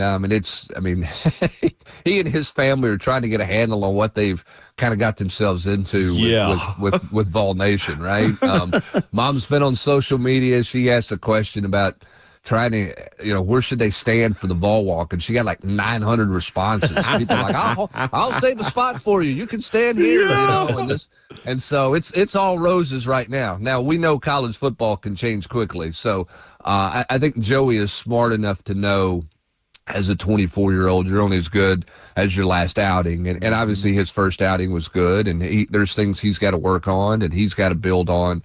I think, Will, you asked me earlier, and I probably didn't do a very good job of answering the question, but you asked me the takeaway from Joey individually, not just the offense. But my takeaway from Joey Aguilar after watching him was he's 24. And that was my biggest takeaway, is there was no sense of panic. And watching him on the sideline, he's not this crazy rah-rah. I mean, he was just under control. He was cool, calm, and collected. From start to finish. He was encouraging with his teammates. He was interactive with his teammates. He was not a isolated guy, but his maturity just showed up. Like, the moment was fine. And, there are going to be bigger moments. Certainly when you play Georgia in front of that packed crowd, it's going to be a wow moment for him. But because he's 24, I think he's built mentally to handle those things. He's just got to go out and throw it a little better. He's got to clean up some things, and that stuff's easy to fix if you can handle the rest of it. I think he's built to handle the rest of it. VolQuest's Brent Hubs joining us this morning here in the show. Oh, real quick, Brent, you excited to be in the Neyland Stadium now booth and environment with Mike Kay and Franklin? How did it go from your perspective last week? It was great. It was 72 in ideal climate conditions. The weather forecast this morning makes me a little bit nervous. I've got my rain gear packed, so we'll see what that looks like. It was a great perspective down there. I did get tickled at Mike on your show. I guess yesterday he was on. He was talking about how long a game is. Yeah. And they're like, hey, man, in college, that game didn't have a lot of flow to it. I'm like, welcome to college football. There is no flow. We have 97 stoppages of play. There is no watch. There is nobody in New York going, fellas, this game has got to be over in 3 hours, all right, because the next one rolls at 4 o'clock. Yeah. Every college game late in the evening has a 5 or 10 minute slide. So there is nothing speedy about a college game, that's for sure. But listen, I mean, to sit there and have earbuds on and I kind of was watching it and listened to it from almost a perspective of somebody being in the stands. And to have known Mike as long as I've known Mike, it was very, very obvious what it meant to Mike to get to call that game on Saturday. You did not have to listen very long to understand the impact it had on him to get to do that job. And it was really fun to listen to. It was really cool to do, and really cool to hang with him after the game and just kind of look at each other. And we didn't say a whole lot, but it was like, hell, we really just did this, didn't we? I mean, it was just something that when you think back to knowing him back all the way in 93, 94, just I didn't think it would ever happen, and I don't know that he ever thought it would happen. So for it to become a reality last Saturday was a really, really cool personal moment for me and him. It was awesome. It showed on the broadcast that you guys were just having a blast. It was so much fun to listen to, and I know a lot of fans are excited. It's great stuff. VolQuest, Brent Hubs, Vol Networks, Brent Hubs, joining us Fridays at 7:20. Tennessee ETSU tomorrow. You'll hear it right here on The Zone. Thank you, Brent. Appreciate it as always. Hubs. Thanks, guys. Ramon, I'll see you in a bit. Be careful, brother. Yes, sir. Thank you. All right, there he is. Brent Hubs with us this morning, talking Tennessee and ETSU. The best of the best. He made me check the weather right there. Wow, it's fascinating. Yeah. Yeah. I've started doing that a lot more for Titans games as well, for obvious reasons. I get it. But also, Brent Hubs has never answered a question poorly in any appearance he's ever done on this. Like, what do you mean you didn't answer? Come on. If you want the floor, then say you want the floor. The mic is yours, man. I love it. Coming up, where is there upset potential in the football weekend? Who is going to win that's not supposed to this weekend? I think what SEC team might pull off a big upset tomorrow night. We'll talk about that next.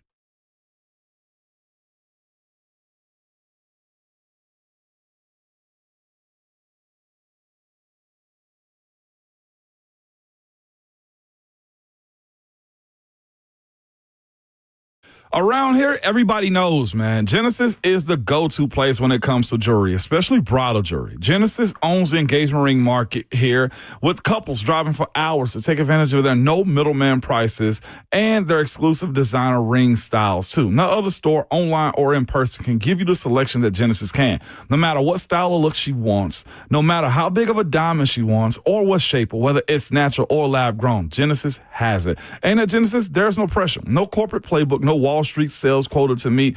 The trusted experts at Genesis are not paid on commission. They are there to listen, to help, to guide, to help you max out your budget, whether you have $3,000 to spend or $300,000. But don't forget this. In addition to being the leader in engagement rings, Genesis is also where you'll find the finest fashion jewelry from the top designers. I'm talking earrings, pendants, bands, bracelets, necklaces, and colored gemstone. And if you always wanted a Rolex watch, Genesis has a mind-blowing selection of pristine, luxury, pre-owned Rolex watches for both men and women. Genesis Diamonds, hands down, is the best, with the transparency you want, the respect you deserve, and the value you want. Learn more at genesisdiamonds.com. Hey, it's Will Bowling. I want to tell you about my new obsession, Daisy French onion dip. Oh, yes, we have been all over this with football getting started again. Just a big chip and dip guy in my household. Wings as well. It's veggies. Whatever you're dipping, make sure you're dipping it in this delicious Daisy French onion dip. Daisy's come out with this stuff. It's fantastic. They've also got a ranch dip. Guys, they're a game changer. As delicious as a homemade dip, they're made with real herbs and spices, plus other ingredients you'd find in your own kitchen. So if you're watching football tonight, Saturday, Sunday, Monday, if you're listening to the sound of our voice, you probably are. Make sure you're watching with Daisy French onion dip. You can find it at a grocery store near you.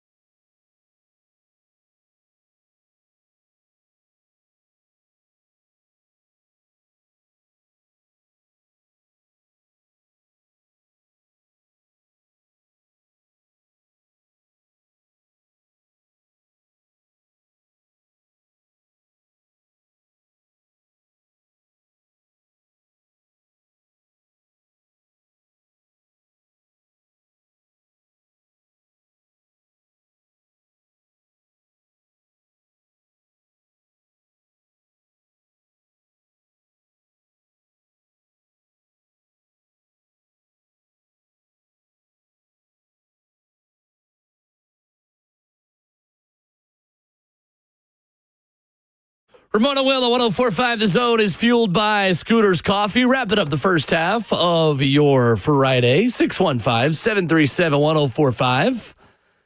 Ramon Foster and Will Bowling. You can join me today. Going to be hanging out up north a little bit. Excited to be up at the Mint Gaming Hall in Franklin, Kentucky, 11 o'clock to 1. Come grab some pizza. There's a great spot there for lunch. You can check out the 85-inch TV. Going to be a good time today. And Ramon's jealous.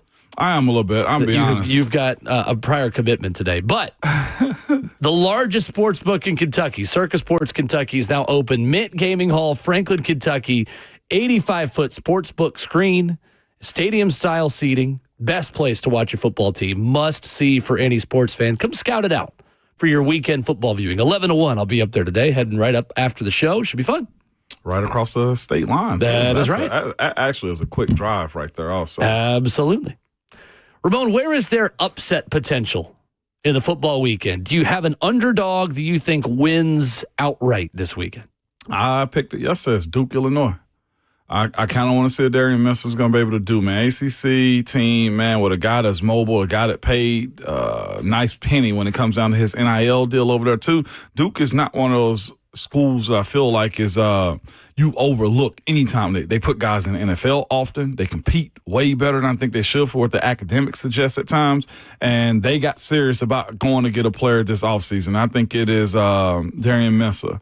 When it comes down to Duke versus Illinois, that's my one I have on my radar. It's an interesting game, and I mean, this is why you pay the money you pay for Darian Minster. Yeah. To be quite honest with you. Mm-hmm. And a Manny Diaz defense against a veteran, experienced Illinois offense should be a good one to start the Saturday. I think Mississippi State might beat Arizona State. You got that one.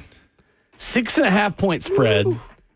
Mississippi State very quietly handled their business in a major way last week where people thought they might lose to an in-state rival in Southern Miss.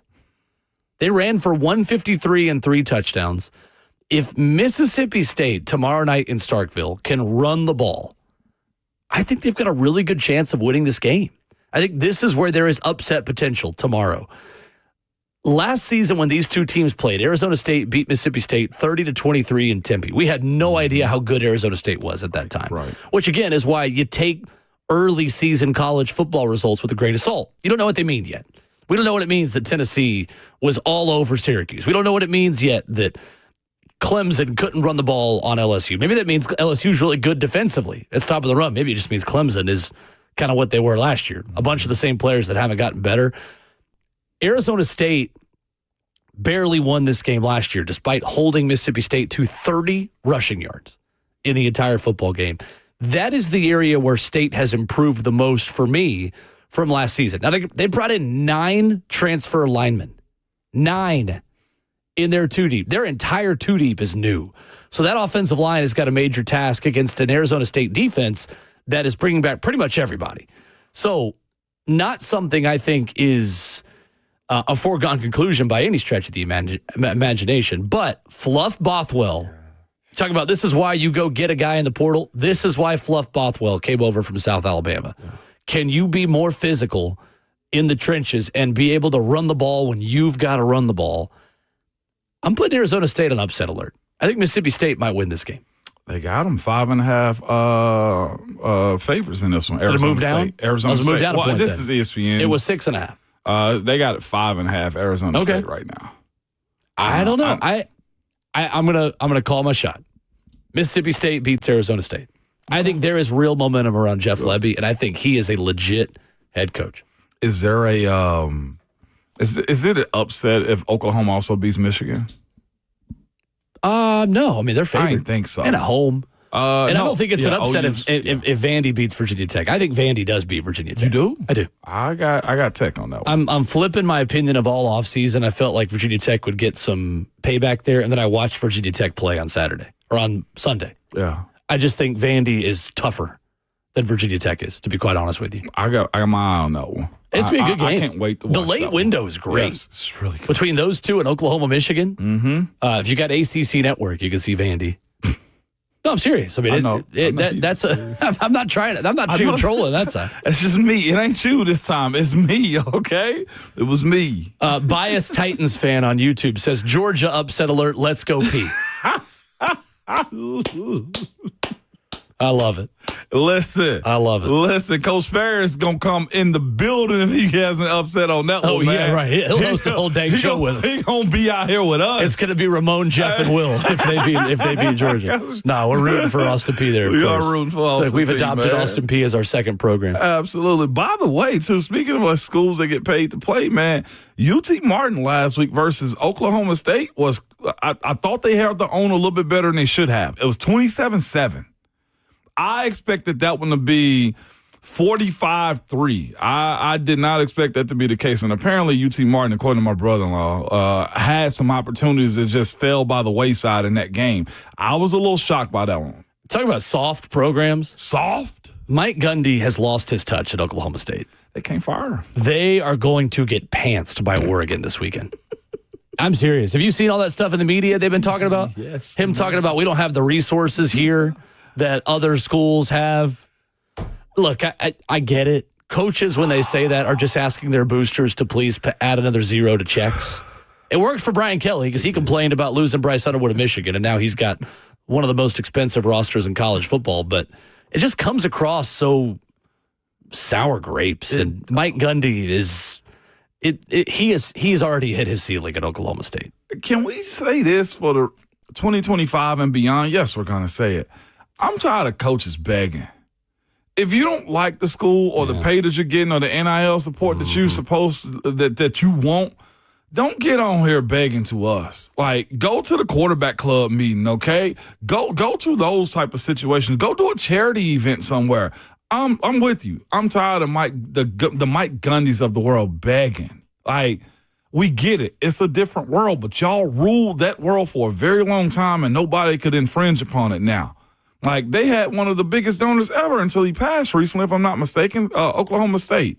What was his name? He had a big old ranch out there. I forget his name. Either way. In the chat, it says T. Boone Pickens. T. Boone Pickens. Yes, that's who it was. Listen, if you got one initial as the first way that I reference you, then you probably got a little bit of money. Yeah. Yeah. You sound sophisticated, and you could probably pay for an offensive line. Have you seen his estate? No, you hadn't seen his estate. That's my algorithm. He got his own water reserve, or had. He's passed away now. Sure. Listen, if they don't go get some of that water and sell it, something's a problem. If the Titans win on Sunday in Denver, what is the number one thing that has to happen? What questions do you want answered about the Tennessee Titans on Sunday against the Denver Broncos? That's next.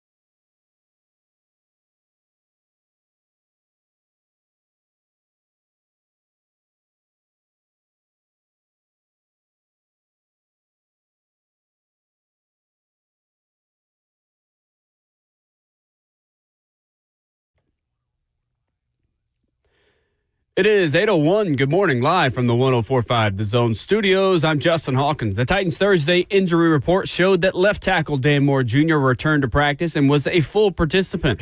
Meanwhile, quarterback L'Jarius Sneed and safety Kevin Winston Jr. were both limited participants once again. The Titans and rookie quarterback Cam Ward make their season debut this Sunday with a 3:05 p.m. kickoff on the road in Mile High against the Denver Broncos. You can hear that game right here on 104.5 The Zone with the Lee Company countdown to kickoff starting at 1, and then Titans Radio will take over at 2. In NFL news this morning, per Tom Pelissero, the league is reviewing last night's spitting incident by Eagles defensive tackle Jalen Carter and the Eagles' 24-20 win over the Dallas Cowboys for possible additional discipline.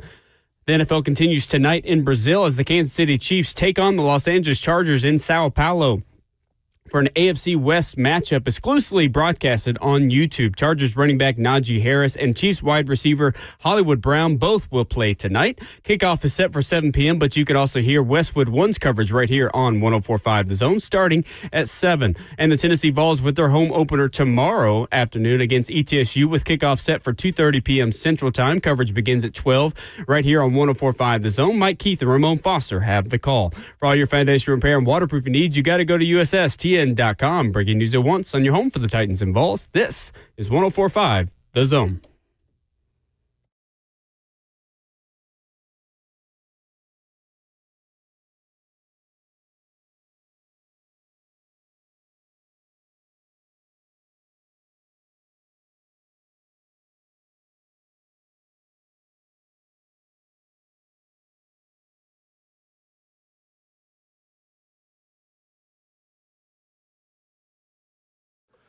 Second half of your Friday morning, Ramon and Will is fueled by Scooter's Coffee on this game week.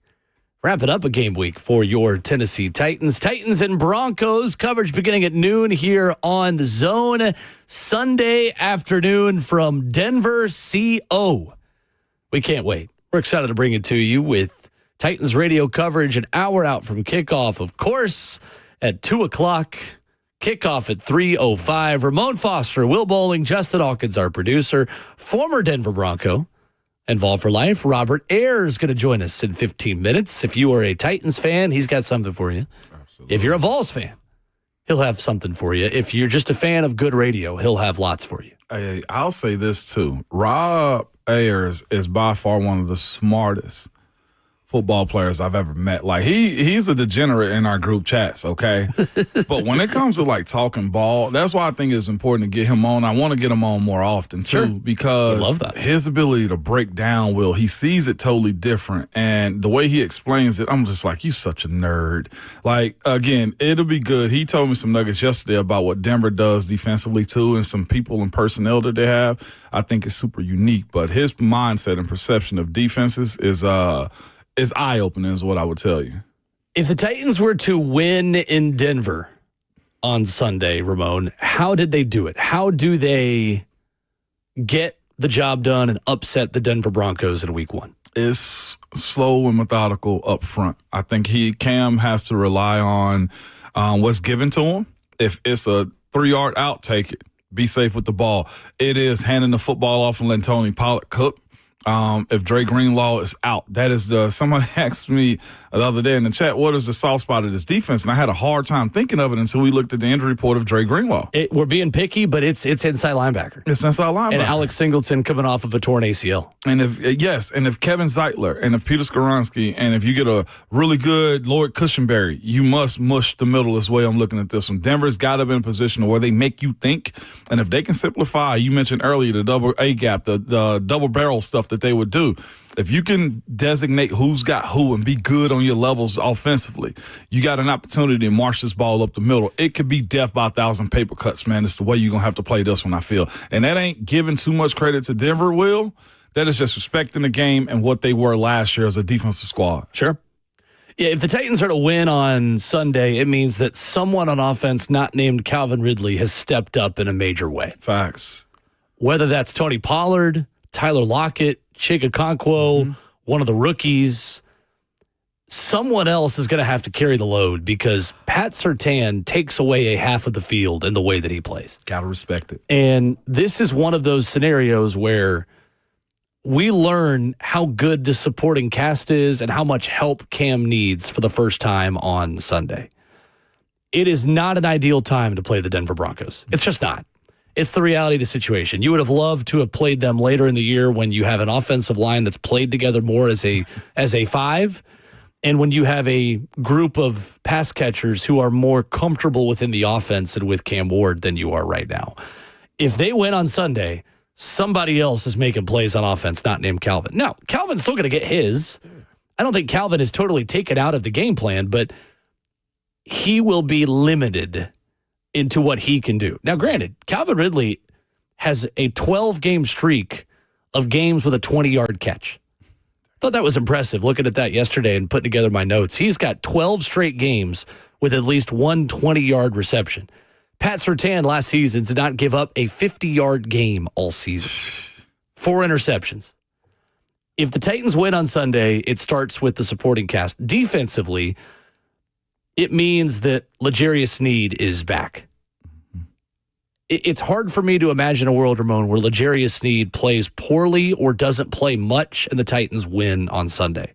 Unless you're scoring upwards of 30 or 40 points, which I think is unrealistic in Denver with a rookie quarterback against a Vance Joseph defense in week 1.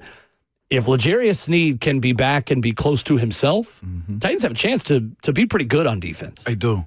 I'll charge another group too in this one, man. I know we spoke about the bigs a whole lot, but the Titans linebackers, I feel like we've get Cody Barton a disservice a little bit. I mean, this is his home going too, right? His ability to want to make plays the same way we spoke about with Lloyd Cushenberry has to be like Lloyd's a year removed.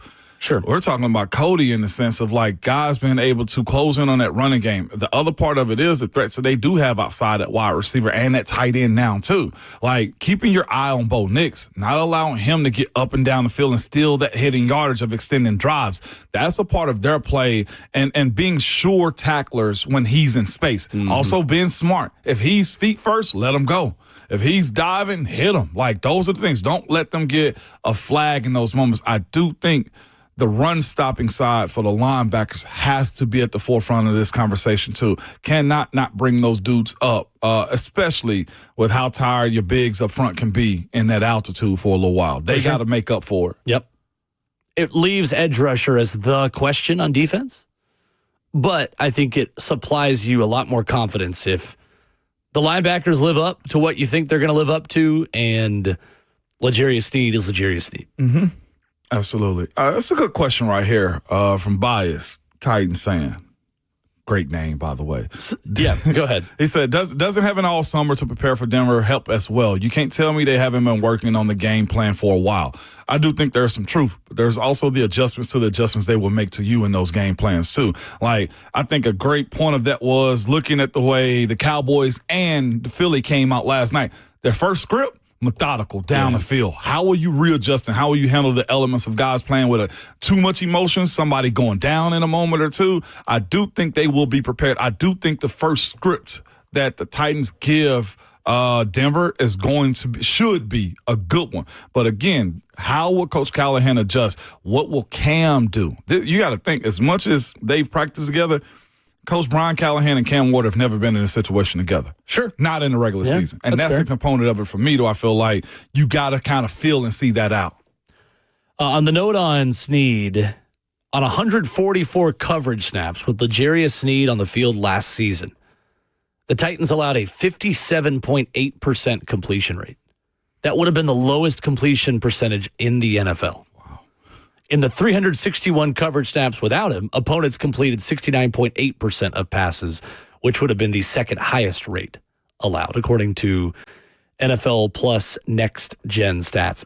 To the thing about the Broncos, though, Brian Callahan's been open about it. They've tried to keep the routine pretty normal.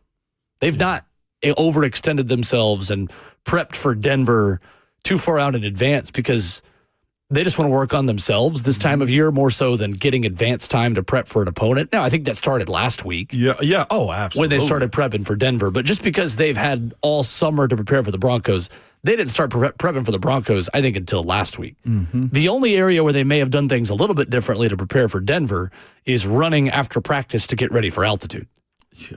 They may have done that anyway, but I do think that they've emphasized cardio fitness maybe a touch more, knowing the challenge they have in the first game of the season. The other question I have is just how ready is Tavondre Sweat with how much time he's missed? Because this run defense, with and without him on the field last year, looked drastically different, Ramon. With Tavondre Sweat on the field last year, the Titans' run defense allowed 4.2 yards per carry. Would have been 8th lowest in the NFL, 8th best. 37.8% success rate, according to Next Gen Stats. Without Tavondre Sweat on the field, they allowed 5.3 yards per carry, which would have been worst in the NFL. 44.9% success rate, 7th highest. Tavondre Sweat has a ton of value to this defense. Yeah. And him and Jeffrey Simmons make lesser than edge rushers better because of the way they collapse the pocket and force the quarterback into the edge rushers as interior pass rushers. I am interested to see how much Tavondre Sweat is challenged by his lack of preseason time. Because I think there's going to be a little bit of an acclimation period for a guy that just hasn't practiced.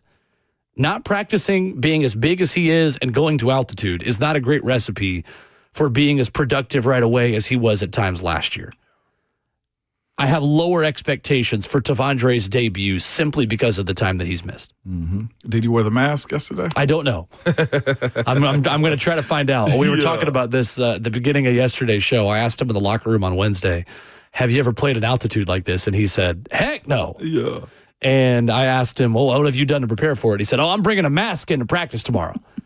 And I asked if that was a plan from the coaches or trainers, and he said, nope, that's all me. So we'll see if the mask actually made it out to practice in the weight room. No doubt. Coming up, Robert Ayers joins us, Fall for Life, former Denver Bronco. Talk a little bit of Broncos and Titans, talk some Vols, whatever else Robert Ayers brings to the table with us coming up next.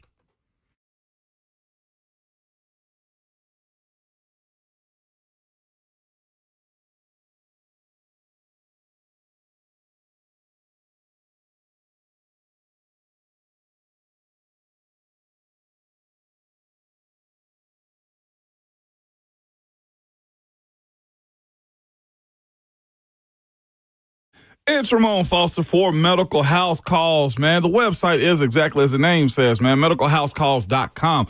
7 days a week, Monday through Sunday, 7 a.m. through 8 p.m. They can do same-day appointments if they're available or next day guaranteed. It's very simple. Also this, you can call or text them at 615-838-2375. Again, man, whether you need primary care, urgent care, IV therapy, or medical weight loss, they can check all those boxes for you, man.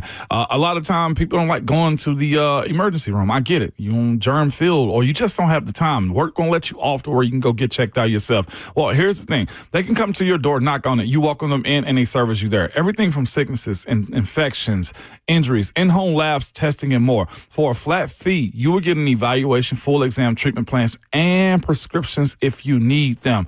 Again, I get it. We just don't have time these days to go get checked out or wait around or get off work. This is where Medical House Calls can help you. Again, Monday through Sunday, 7 days a week, man, 7 a.m. to 8 p.m.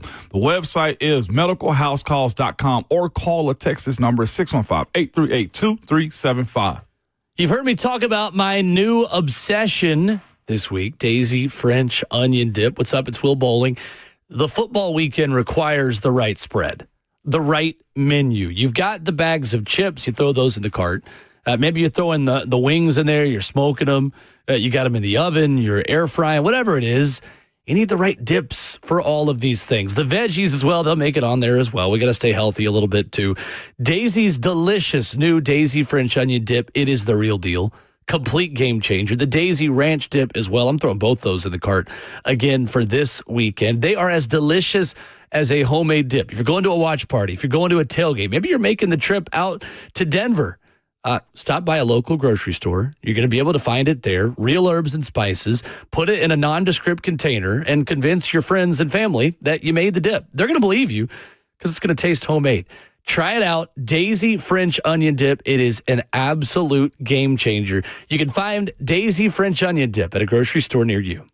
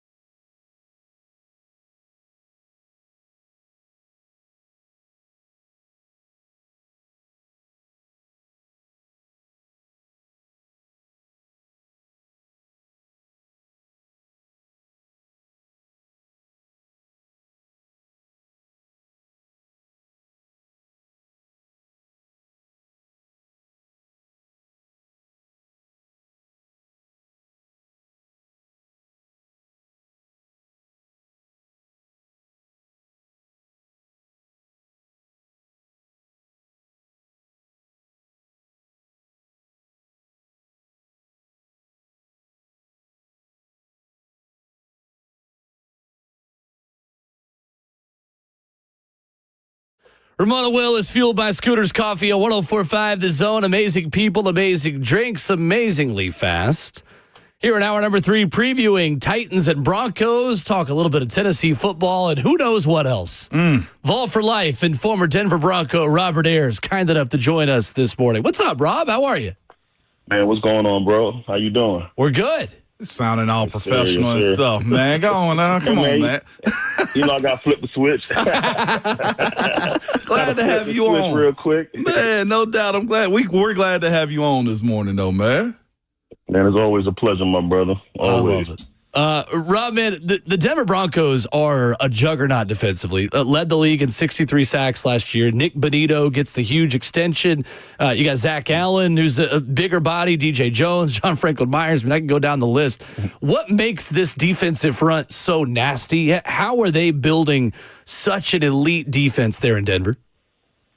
Oh, man, that's a good question, man. But it starts with the mentality. You know, playing in that organization, you go back to their Super Bowl days. You look at the blueprint of what they did when they had DeMarcus Ware and Malik Jackson and Von Miller, all those guys, man. You look at what they're doing now, it's really the same. You got the Malik Jackson type guy who's Zach Allen. You got Benito who's like Von Miller. You got John Franklin Myers, Jonathan Cooper, all those guys, man. And it's really something that they have success with, and they're going back to that now. And you look at one of their trainers, or BT Jordan, man. I got to shout out him because he's a guy that's really got it out the mud, you know, going back to, you know, starting up coaching at Austin Peay way a long time ago and working his way up. He's one of the guys that's training those guys, man. And he really helped those guys, you know, really hone down their one-on-one pass rush skills. And they do a good job of rushing with 4. They can dial it up with Vance Joseph. But, you know, when you got 4 guys with 7+ sacks, 2 guys with double digits, man, it's really a real good thing that their front office is doing with the mentality and what the type of guys they're bringing in. So, man, there's a lot of good things they're doing over there in Denver. Former Vol and Bronco Robert Ayers, our guest. When you talk about a guy like Nick Bonito going from a sack and a half in 2022 to 13.5 sacks in 2024, what adjustments do you think he's made? And for this Titans team, who has a young guy in Femi Oladejo, who's only played edge rusher for 10 games at UCLA last year after moving from off-ball linebacker, what is the big adjustment that you feel like most young pass rushers in the NFL have to make as they go from college to the league? To be honest, man, a lot of times guys aren't really taught the fundamentals of pass rush. You know, a lot of times you got guys that are just talented, they're just better than everybody.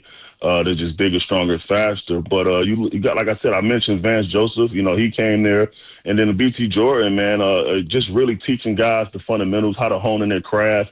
What are the aiming points? What are your targets? What are you trying to do? You know, your setup rushes, all those things. And just watching him and Zach Allen, those guys, you could tell that a lot of what they do is based off film study, is based off, understanding the quarterback setup points. So you could tell he's a real student of the game because he's not a big guy, man, but he plays to his strengths well. He's very really in bad position. You don't see him rushing behind the quarterback much. So you got to credit a lot of that to coaching staff, you know, Vance Joseph, you know, the D-line coaches there, and just him as a student of the game. You know, I don't know this guy, but you could just tell by the way he plays that he really studies the game and he takes his craft personal. So, a guy like that making that jump is a lot of hard work and dedication. We're joined by Robert Ayers, man, VFL, and also NFL veteran himself. Rob, whenever you look at Vance Joseph, we were speaking earlier about how they do double barrel. Also, they got blitz. They got guys up front that can get after the quarterback. They got a linebacker crew, I think, has a little bit of a soft spot if Dre Greenlaw isn't in. Mm-hmm. Then you look at the setup of the secondary. How can Vance Joseph attack this team, especially, and I know, rookie quarterbacks, they got to get it the first time around. Oh, yeah, man. And, Vance is a secondary guy. That's where he kind of, made his hay in the league and, got to shout him out. He got fired from Denver back in the day. Now he's back and leading one of the top defenses, so you got to shout him out for that. But, man, like you mentioned it, Big Mo, like, man, they could blanket you with coverage. They got those guys, Surtain and those boys, they can lock you down, led by, pass game coordinator, my old teammate Jimmy Leonard out there, got them boys right out there, man. So got to shout him out, man. But they could blanket you, they could beat you with 4, and they could dial it up. Big Vance can do that. They got linebackers. Once Greenlaw gets back healthy, we saw what he did in San Fran. So they really have no weaknesses on defense. And then you got a mastermind like Vance, man. He can do whatever he want to do. So for a young team, a young quarterback like Cam Ward, man, it's going to be on the offensive coordinator to really try to protect him, help him get the ball out his hands quick. Some max pro looks, make it simple for him. You don't want to let Cam get behind and down the distance. You want to keep him out of 2nd and 10, 2nd and 12 situations, 3rd and long situation. Try to make it easy for him because if the Titans can't do that and Cam Ward is in 3rd and 11 all game, man, it's going to be a long day and it's going to be an ugly score. So, they got to do a good job of helping Cam, but it's a tough task, man. Those guys are loaded over there in Denver, a great coordinator, and it's going to be a big challenge for the Titans. When you played up there, I remember coming up there 2-3 times myself. We mentioned the altitude, especially when you're speaking about the big boys and stuff like that. As a player that's been there, did y'all know that was a little bit of advantage? Did you want to use that as a little bit of an advantage? And like offensively, I know Peyton was surgical when he was there, but like legitimately, did y'all try to pace the opposing defense to tire them out in those type of situations? Absolutely, Mo. Absolutely, man. I'll tell you a funny story. Me and Elvis Dumerville, like when I first got there, probably like my 2nd or 3rd year, whatever it was, man, we used to love watching the other pass rushers on the other sideline. Man, we get to going fast, man. You look over there that first quarter, the other D lineman over there, gas, man. We used to love watching it. And it's not something that you can prepare for, man. Some teams come out there 2 days early, they be in a hotel on Friday night, not playing till Sunday, trying to get acclimated to it. It don't work. It don't matter because it's just something you just got to be out there and experience, man. And so we used to love watching those guys. And I remember talking to Peyton. One of the first conversations we had was, of course, talking about the Vols, but just asking him how, talking to him, he couldn't wait to utilize that altitude and wear guys down. When we broke that record, man, that was a part of it, man. Guys was gas, so we used to jump out the gate early. First quarter, we up 14-0 just in the first 2 drives because boys is gas over there. So we absolutely took advantage of it. It's a good advantage. Robert Ayers, our guest, former Vol and former Denver Bronco. Rob, you overlapped just a couple of years with Brian Callahan in Denver when he was kind of cutting his teeth and in his first NFL job in 2010 as a coaching assistant. And he was, of course, there through 2015 and has the Super Bowl ring to show for it. What do you remember about Brian and just what that offensive staff was like where he really kind of started his career in the league? Man, I'm gonna be honest with you. I don't remember dude at all. Okay, I got you. I can see. I can't. I mean, he was on. I think he was on the offensive side. Yeah. Right, if I'm not mistaken, I remember him. But man, it's so. I think I want to say he was like a QC, so he didn't have a big role at the time when I was there. So I can't really say too much about him. But obviously, he's worked his way up. And he's a head coach now to one of 32 head coaches in the NFL. But I know we put together some special memories back going to the Super Bowl in 2013. So obviously he was doing something great, and and he worked his way up. But I can't really speak to too many memories I had of him personally. But I do know they did some good things offensively over there. So, but I can't really say too much about the man. But I will say this: hey, if you're listening, man, I'm unemployed right now. I'll let you boy. You've covered the right place for that. Yes. Well, Rob, let's shift gears and talk a little bit about this Tennessee Vols team that put up some major points and looked like themselves on defense with the 7 tackles for loss, with the 5 sacks on Saturday in Atlanta against Syracuse. What stood out as the biggest positive for you out of Week 1 for Tennessee? A big thing, I feel like, knowing Coach Banks, man, he's super aggressive, man, and he was able to get those guys, behind the chains a lot. He got them into some 3rd and long situations, and some of the pressure packages we had, we were able to get home with. I think Arion Carter, AC had a sack. A couple other guys had some pressures. Then Josh Joseph closed out the second half with a sack. So we were able to do it with the D-line. We had the sack fumble that kind of really love to see Nate Robinson in that situation. Sack fumble led to a touchdown. And so we did some positive things. But it's I know Coach Banks and that staff is still looking to get better. But they did some good things. Able to rush before, able to pressure when they want to. Kept those guys behind the sticks. A lot to improve on. But it starts up front. Hopefully we get. I don't know the what's going on with the injuries and stuff. I'm not really plugged in that standpoint. But hopefully those guys can really get healthy and get back and start with one of their leaders, Josh Joseph. I saw him playing really well in the run game and the pass game. So hopefully they can keep it going, man. You mentioned Josh Joseph a lot, I feel like, in our conversations, man. What's unique about him? I had an opportunity to see him. One, you realize he's bigger than I thought he was, too. I said the same thing about James Pierce Jr. Like, those are some tall guys. There's clearly a type that you guys are looking for up at Knoxville, man. What's unique about Joshua, man, in the position he's in right now? Man, Josh is super. His length is amazing, man. He got long arms. Probably some of the longest arms I've ever seen. Guys that have, 35, 36-inch arms like Josh. Normally they're 6'6", 6'7", the Jason Taylor type guys, the Michael Strahan, the J.J. Watt, those type guys. Josh is 6'3", but his arms are like 35-inch longs. And as, over time, his hard work, man, he's learned how to utilize his talents. He's super gifted. He loves the game. I remember last year when I was there, he would call me post at, night meetings, we would have with Coach Gardner. And, Rob come meet with me later on, him and Caleb Herring, man. I remember those him, Caleb Herring, and Jordan Ross, man. They came in, we just would watch film the night before games. And so it's good to see all those things, that the hard work he's put in, really, coming in, start the season off with a sack. That's kind of how you want to get going, get your groove going as a passer, start week one off, because sometimes it'd be week 7 before you could get one. To see him start that off early, hopefully he can keep it going, and wake up and have a 14-sack season. But his hard work is, I got to shout him out for that, man. He's worked his ass off, man. He's really, really put in the work, and it's happy to see, and he's really stepped up as a leader. Man, one guy I'm excited about, and it's probably because of the rating. You let me know if I'm wrong or not. But, man, looking at Jordan Ross, the edge out there, too, it feels like he should be able to do whatever the heck he wants to. He's young. He got to grow up, man. But what were you able to see from him? Because I feel like with the injuries, and you mentioned we've talked about, too, those guys going to have to step up. They're going to have to get some negativity, especially with Georgia coming into town next week. I mean, Jordan's a dog, man. He's a straight dog. I was a part of the recruiting process. I wasn't the lead on him, but I was one of the guys that, helped recruit him, with him being from Birmingham, where my wife Brandy is from, being familiar with that area, knowing him. And, man, he was my favorite guy coming out, And I told him that the very first time I watched his film, when I very first spoke to him, I said, "You my guy. You are the one." And, man, he's a straight dog, man.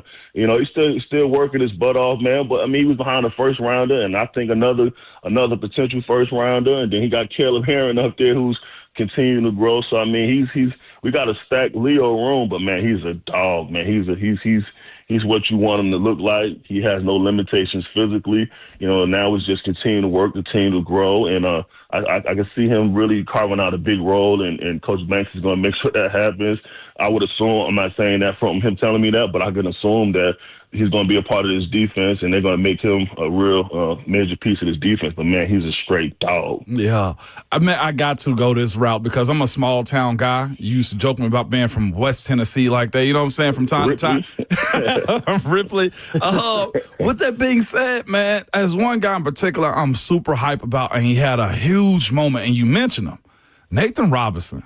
What was his development like? Because coming from a small school, I think Greenbrier might be 1 or 2A. You drive in the city, you right past it. see, now you want to act up, okay? Now you get comfortable. Now you get comfortable. But what I'm saying is this, man, the opportunity that he took this past weekend, like, what can you say about his development, man? Oh, man, Nate is such a great dude, man. He's another one of those, Coach, can we meet again? Coach, can we stay longer after practice? He's another one of those guys, and he's always putting in the extra work. He shows up early, does everything you want him to do, and a moment like that can really kind of, help your career skyrocket because every player, this Big Mo, every player has doubt. Mm-hmm. Every player is wanting something to solidify, like, can I really do this?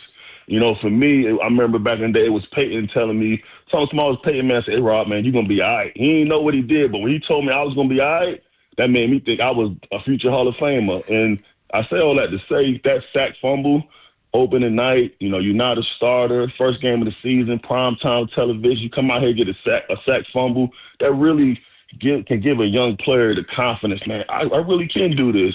And hopefully, that really gets him going and he just take off from here. But, man, you pull for a guy like Nate, man, like you said, 0A school he went to.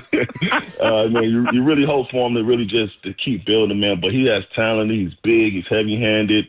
He's young, not much playing experience. But hopefully that's something that, he can turn into – I remember my first sack, and now I look up, and he's a draft pick. So, man, but he's someone that you got to pull for, man, because he does everything right. His teammates love him, whether it's on scout team, whether it's with defense. So you really pull for a guy like that. That's what I noticed. He looked like a heavy-handed, heavy-footed human being. Mm-hmm. Yeah. And that's why they use him on offense, man. They put him in their jumbo packages over there, man. He over there mauling people on offense. And he got some toughness to him. So, man, he's a massive human, man. He's massive, man. He's a legit 6'5", 295. You mentioned Zach Allen. He's cut from that cloth bill-wise, and man, he can really help himself because he's the type of guy you want to walk off the bus first. Rob, what kind of just leadership do you feel like this team has? Because we've heard all offseason about how this team kind of had a chip on their shoulder, especially with the Nico stuff and the way that all went down, in the way that guys maybe stepped up and had a little bit louder of a voice on the way things had been in the locker room, and people up there feel like things are in a really good place right now. How much can you just speak to the veterans in that room and maybe the leadership of this team being in as good of a place as it's been in Knoxville in a little while? Man, from my personal experience, I thought we had good leadership last year. Yeah. I thought we took the guys that were leaders are just a year older now. Right. You look at AC, and I can talk freely now. I think AC is, personality-wise, is a clone of Gerard Mayo. Like the OCD that he carries, the attention to detail. He's a little, personality-wise. I'm not saying play-wise. I do think he's super talented, but he was only a sophomore. He was hurt a lot. Now he's a year older. Josh Joseph is a year older. Jackson Moy, Bryson Eason. You look on the offense. You got Lance Hurd, who's a year older. Last year he came here. He was a new guy trying to figure it out from LSU. Me and Ramon has had conversations about him, and I seen him in the spring ball when I was still there before I took my deal with the Buccaneers. You really see him becoming a leader. So I don't think there was bad leadership last year. Even with Nico, I love Nico to death, and I'm not going to say this. I can't say nothing bad about the kid. What happened. But I think he people forget he was a first year starter last year. Right. He was a redshirt freshman.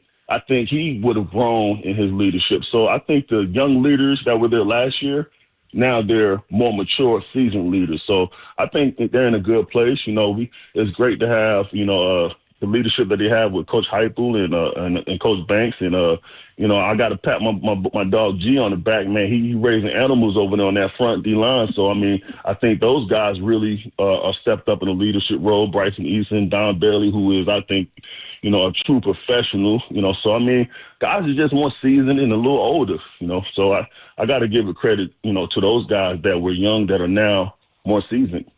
NFL vet, former Tennessee pass rusher, and Tennessee assistant Robert Ayers, our guest this morning. Great perspective, great insight on the NFL front and the college front. Rob, we always love catching up with you, man. Thank you. No doubt. I have to do this again. Oh, man, I appreciate it, man. Always, man. Just let me know. Absolutely. I'll see you this evening. All right, Rob. Man, for sure. All right, there he is. Robert Ayers with us here this morning talking some Titans and Vols today. I like that perspective on the leadership in the Tennessee locker room, too, because a lot of guys who were young and in important leadership roles last year are just a year older and a year more confident. It's not like things were bad in that locker room last season, but you feel like it's maybe taken a step because the guys who are playing more are taking a step forward. It was a great point. Rob gonna always be pro the young athletes too. I love it. And he pours in, man, in a major way. I was glad to hear him give that answer the way he did. 615-737-1045. Wide open for your phone calls for a couple more minutes here before Tate Matthews and Ron Slade join us in hour 4. More keys to Titans-Broncos. Maybe a look at the Brazil game tonight. We got more NFL football coming up tonight to talk about next.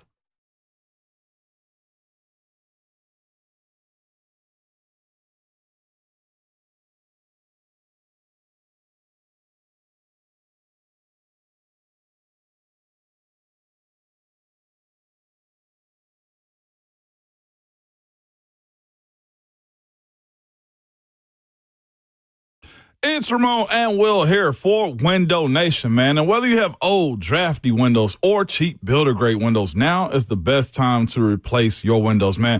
Protect your home and get ahead of the fall and winter weather by getting replacement windows from Window Nation. You can get their top-quality, energy-efficient windows from the most trusted company ever and at a reasonable price. Here's the thing, too. Window Nation knows replacing windows is an investment, and they want to make sure it is very affordable to you. And they got a deal that you can't pass on. They absolutely do, Ramon. Save big this month. Buy 2 windows and you'll get 2 for free. You can make no payments for 2 years. You won't have to deal with those monthly payments, a down payment, or interest until 2027. Save big this month with Window Nation. Buy 2 windows and you'll get 2 for free. It's just one of the great deals you get from Window Nation. It's why they have a 96% customer satisfaction rating. It's why they get that A+ rating for the Better Business Bureau. If you've been thinking about replacing those windows, check them out online, windownation.com. You can call them at 866-90NATION. That's Window Nation online at windownation.com.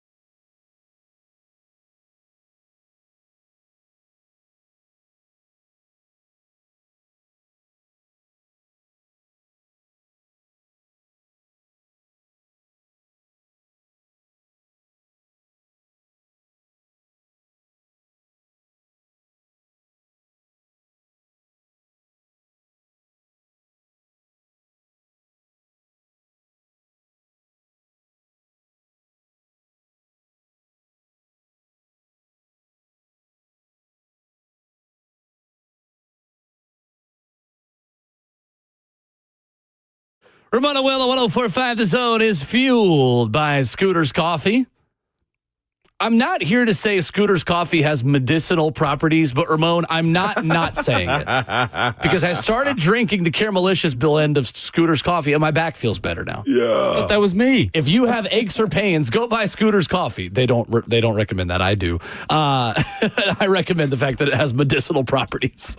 Locally owned, Rivergate, Smyrna, Brentwood, White House, or Mount Juliet. If you're heading up I-40 to head to Knoxville today or tomorrow, that Mount Juliet location has the caffeine and sustenance that you need. Yes, I had East. I can go ahead and give me a little stop. It's right off the interstate. About a mile off the interstate. You're going to be in and out. You're going to scoot on down. Get the mobile app. Save $2 off your first mobile order. Yeah. And then just say, for Ramon, when you get there, and it'll be ready like that. See what I'm saying? It's very good. Good, efficient. Very, very, very Yes. good. 615-737-1045. Chiefs playing tonight. Did you hear Travis Kelce do a Patrick Mahomes impression last night? No, was it good? Yeah, Justin, if we could find this, I should have sent it to you earlier. I'll message it to you right now. Patrick Mahomes outed Travis Kelce on not knowing where Brazil was on a map, and Travis Kelce got him back yesterday. It was really funny. Yeah. Really, really funny. I just sent it to you in our Slack, Justin. Actually, a pretty good impression, but I'm interested to see what the Chiefs look like this year because I felt like I was watching a Chiefs infomercial last night in the rain delay of Eagles and Cowboys. Yeah. And Jason Garrett, like, no, they're going to be better than they were last year. I don't know about all that. I think maybe I'm biased, Ramon, because I've done so much prep for this game Sunday. I think the Broncos are going to win the AFC West. I think the Broncos are the team to beat. I legitimately, and we've had a lot of people comment, like, why are you being so kind to the Broncos? Because they're a really good football team. They're a really good football team with one of the biggest home field advantages in the National Football League. Am I reacting too much because I just know a lot about the Broncos right now? What they say? What they tell you about the Broncos again? What they say, Chuck? So why are you talking so much about the Broncos? I kind of sound like Shaquille O'Neal. I didn't mean to. I was just trying to do. What did say, Chuck? That's my token. Somebody commented to something I didn't like voice on this show. Yeah. Just I'm not even envisioning a person when I said, just, what do you mean? I was gonna go where Mike Jones went to. I think the entire AFC West is going to be that division has gotten better. It's no longer the Chiefs and the Temptations. No, it is not. It is no longer that. I 100%. Do think there are questions that the Chiefs have to answer quickly. I do look at what the LA Chargers are and the physicality of the coach of their head, starting with the head coach that's going to come out through that defense. It's going to come out through their run game with them going to get an angry runner like Najee Harris, right? They got the quarterback in LA. Then you also look at Denver. I'll just say this. There's a lot of respect that is given to coaches that win the big game. Sean Payton's won the big game. We heard Rob a second ago. He said in our interview, they're building this thing up the same way they did with Payton. That's right. Yep. Like they're doing those things again. Yep. So I can see how you make that proclamation, Will, by saying, yeah, Denver's got a real shot to win the West. Well, and the rookie left tackle for Kansas City, Josh Simmons, the early returns are really good, but he's still a rookie left tackle. Yeah. And I just have big questions about their ability to protect Patrick Mahomes and for him to find open receivers without Rashee Rice for the first few weeks. Gotcha. What you got, Justin? If you go back to week 10 of last year, Bo Nix threw for 215 yards, beating out Patrick Mahomes. They only lost 16-14. Yeah. At Arrowhead. No, they've built a defense to beat the Chiefs. They're right there. Yeah. They've built a defense to beat the Chiefs. Like, truly. You talk about why they built their team the way that they did. It's smart to build it from the inside out. I don't know. I think the Broncos win the AFC West.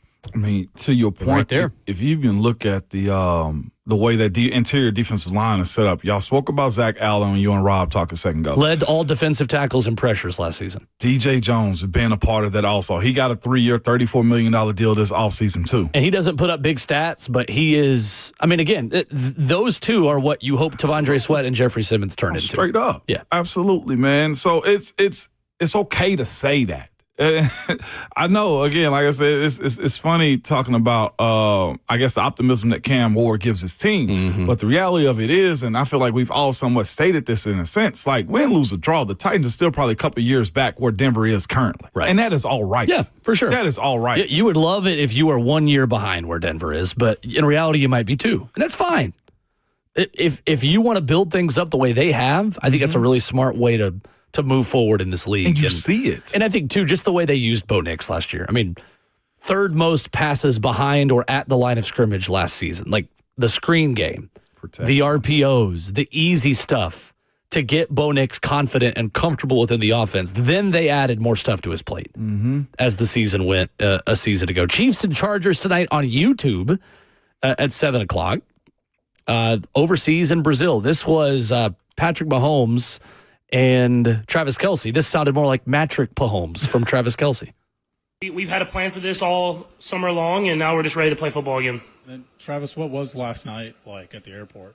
Oh man, it was crazy. It was a lot of fun seeing all the fans there, and he had that one coming for telling everybody I didn't know where Brazil was on the map. It's a. That's really good. That's good. I have not taken a 180 on anyone like I have on Travis Kelce in a really long time. Straight up. I could not stand him. Always liked him. I could not stand him, but I really like him now. Yeah, I thought he was cool, man. He's just one of them dudes, he come into the room, he going to be all right. Yeah, right. That's him. Commenter on YouTube says, why is it fine to rebuild the way the Broncos are? How many years have the Titans been rebuilding? I think there's a discrepancy on what a rebuild looked like versus what's happened. I will give the Titans this. In the last 2 years, you have checked the box on a lot of important pieces. 3 years if you throw Peter in there, right? This is his third year. Peter, JC, love that. Tavondre, love that. You go out and find Jarvis Brownlee, absolutely love that. Then you corner that market with the quarterback. And then on top of that, you got to also say this. They've started to invest in guys that are a type. I think more than anything, you're seeing what they want to be up front defensively. You see how they want to piece this thing up offensively, too. And then it's the same thing that we heard Rob Ayers say a second ago about what Denver did. Von Miller is Nick Bonito. Yeah. Right? We're looking at Malik Jackson. They got that player right there in Zach, what's his last name? Zach Allen. Yeah.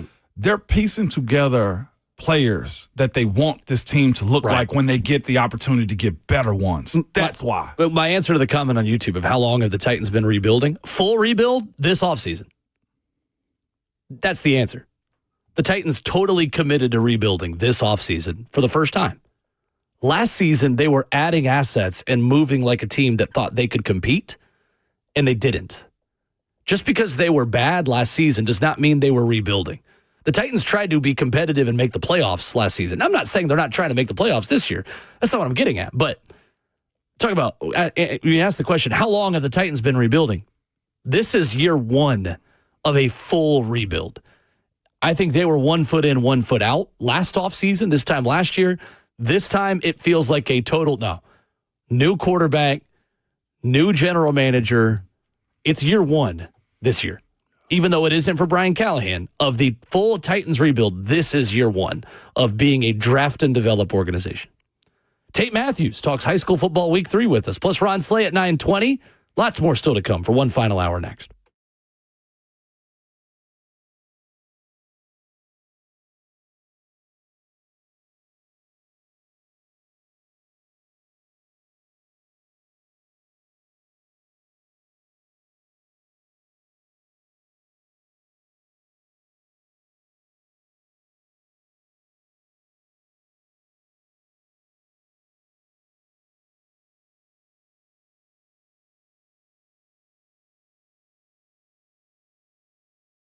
Are you trapped in a high-rate mortgage watching your hard-earned money vanish every month?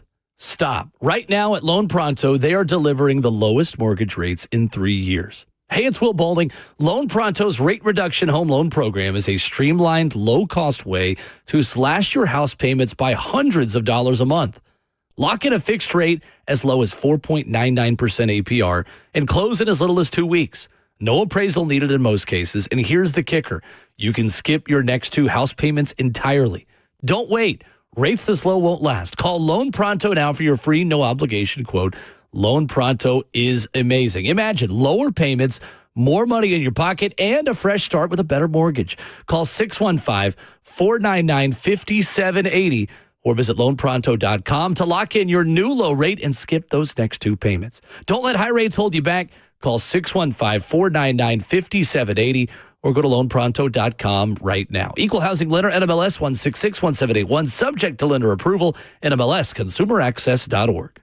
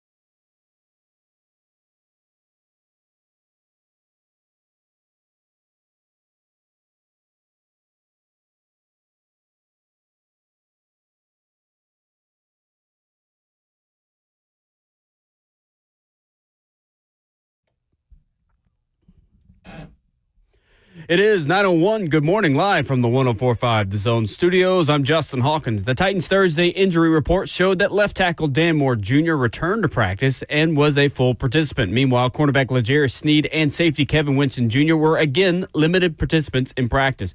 Football on the Zone all weekend long as the Titans and rookie quarterback Cam Ward make their season debut this Sunday with a 3:05 p.m. kickoff on the road in Mile High against the Denver Broncos. Lee Company countdown to kickoff starts at 1, and then Titans Radio takes over at 2. The NFL continues tonight in Brazil as the Kansas City Chiefs take on the Los Angeles Chargers in Sao Paulo for an AFC West matchup exclusively broadcasted on YouTube. Chargers running back Najee Harris and Chiefs wide receiver Hollywood Brown both will play tonight. Kickoff is set for 7 p.m., but you can, of course, hear Westwood One's coverage right here on the Zone starting at 7.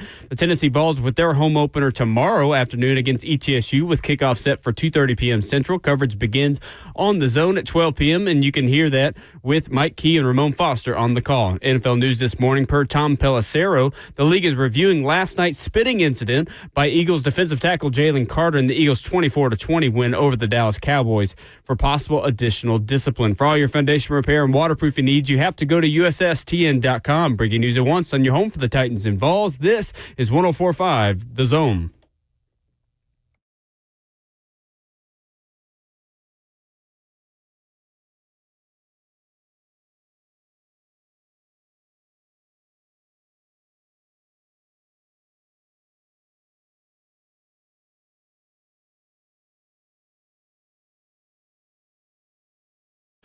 Away we go to the fourth final hour of your Friday morning. Ramon and Will is fueled by Scooter's Coffee. Amazing people, amazing drinks, amazingly fast.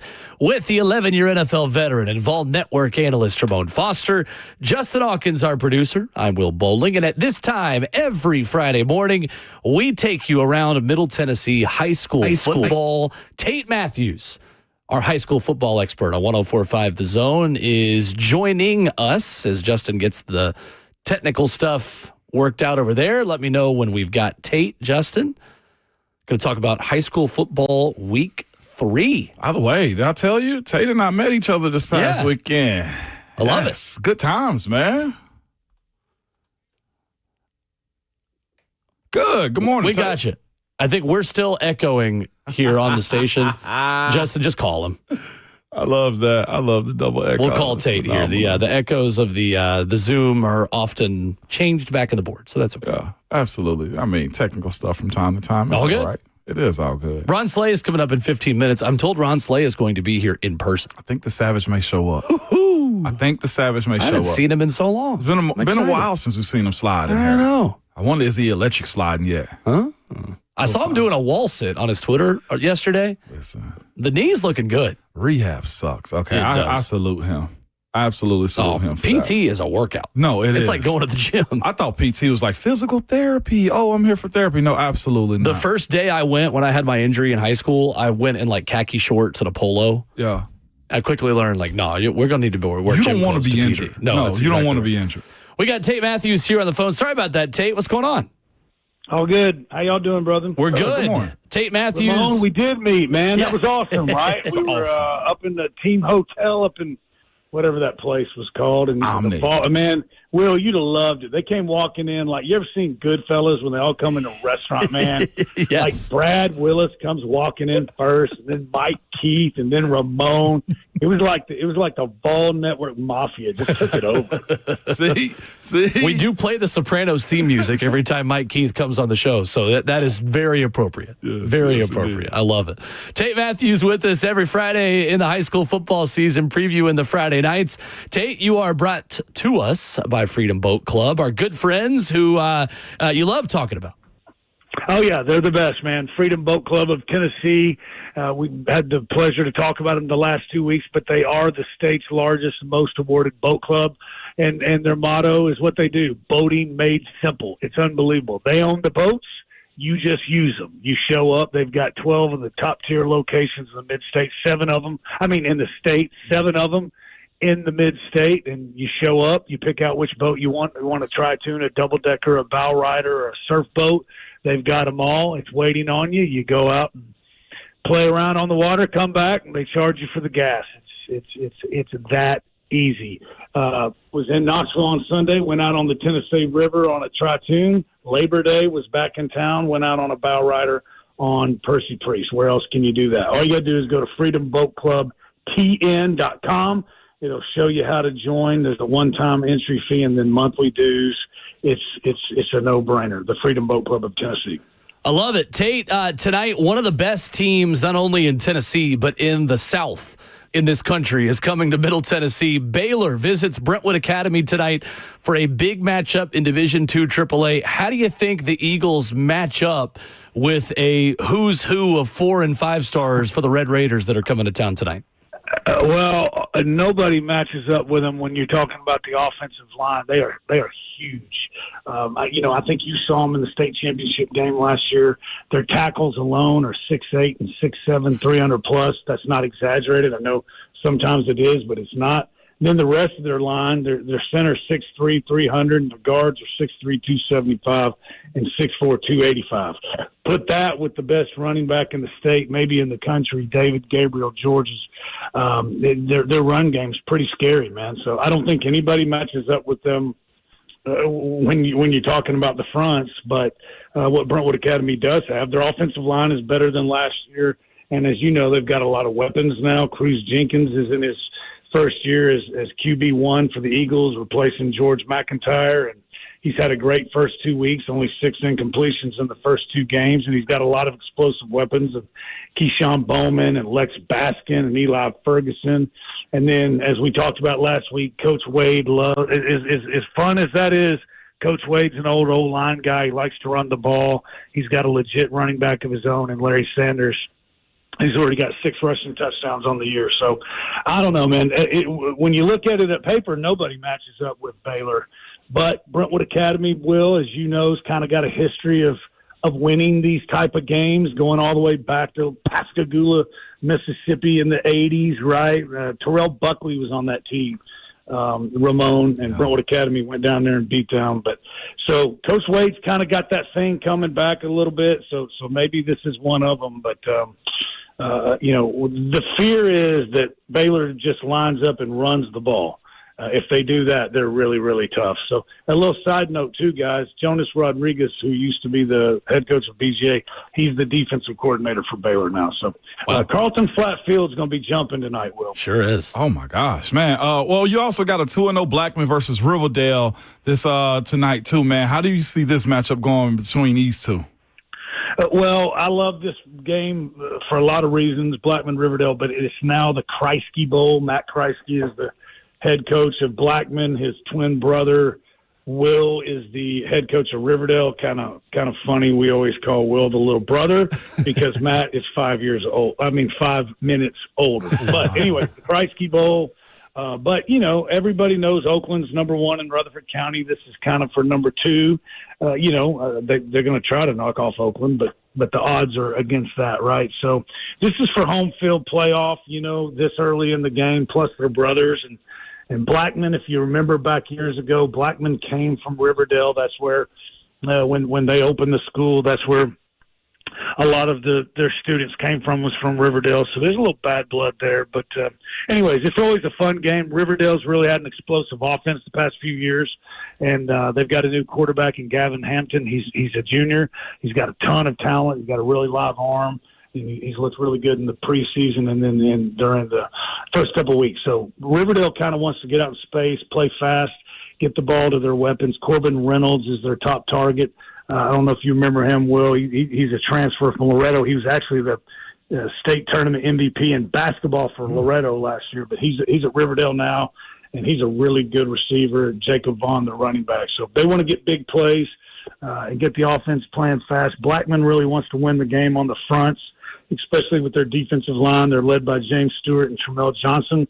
Really nice defensive linemen, 2 of the top ones in the mid-state. And then their quarterback, Javion Elliott, he's a dual threat guy. He's already got 5 total touchdowns. Blackman's not going to pass for 300 yards. They want to pass for 150, 175, and have Javion go for 80, 90 yards rushing. If that happens, Blackman feels really good about it.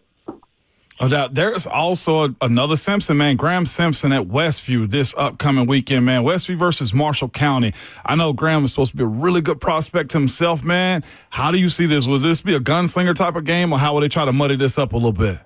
Well, if it rains down in Lewisburg, the mud might kind of put a little bit of a damper on this game. But if not, this thing will be wide open. Two of the top quarterbacks in the state, Graham Simpson, Ty's little brother, as a freshman, threw for over 4,000 yards and 57 touchdowns last year. Only one interception. It's unbelievable. Their dad is the head coach of UT Martin, Jason Simpson. I don't know if he could get one of those two to come to UT Martin, they'd really be in business. But yeah, man, as a sophomore, that's what blew me away. Is the one interception. As impressive as those other two. They went 14-1, got beat by Alcoa in the 3A state championship game. But it's not just the Graham Simpson show. They've got two Power 4 wide receivers on the outside, and then they've got a Power 4 running back in Asa Barnes. They are loaded. But Marshall County, this is they've got a great quarterback of their own, and Tyler Thompson, the defending 4A Mr. Football winner. He threw for 6 touchdowns in one game last year against Shelbyville. Graham threw for 6 in a game last year as well. So if it stays dry, it's going to be a real shootout. Marshall County's trying to get healthy. They're getting back, but if the weather cooperates and you don't really have a team to support, it wouldn't be a bad choice to go see Westview at Marshall County. It's going to be high octane.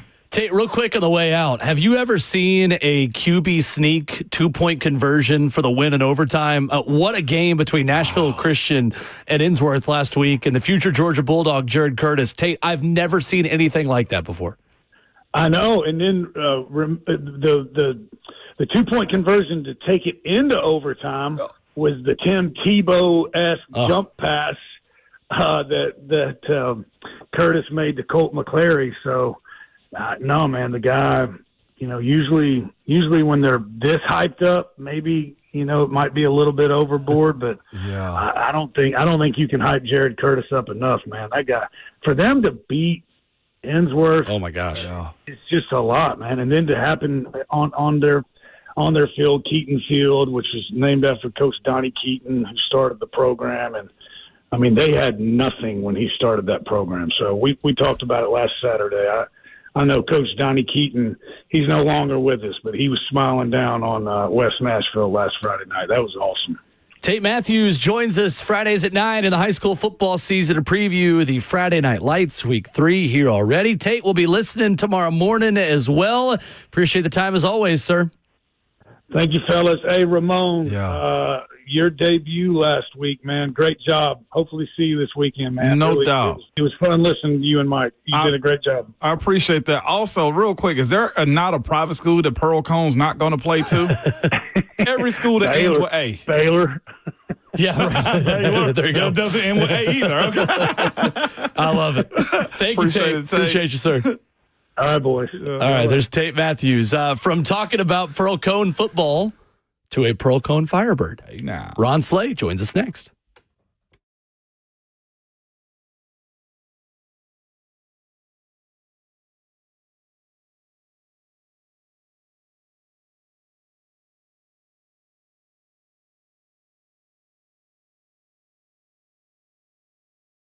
Prince's Hot Chicken, the original hot chicken. They know a thing or two about hot, so they are bringing you the hottest moments of the week from Ramon and Will. Justin Hawkins here. This is a segment I like to call Prince's Hot Mic. Pretty soon you're going to have Alabama players coming out with Alabama Scout cookies, and they're going to be outside of Kroger's all around Tuscaloosa. Do you want Thin Mints or Samoas? We're trying to raise money to buy an offensive line. Better get some do-si-dos with that. And if they try and practice this week, they'll get an effort badge on their sash. Yeah, a bake sale. Instead of team gear, they're going to get the scout equipment, the scout vests. You're going to get an effort patch if you make a tackle for loss this week against Louisiana Monroe. Will, who we putting in the dump tank? We might as well make a circus of it. Hot mics and hot chicken. Prince's knows hot. Prince's Hot Chicken, the original hot chicken.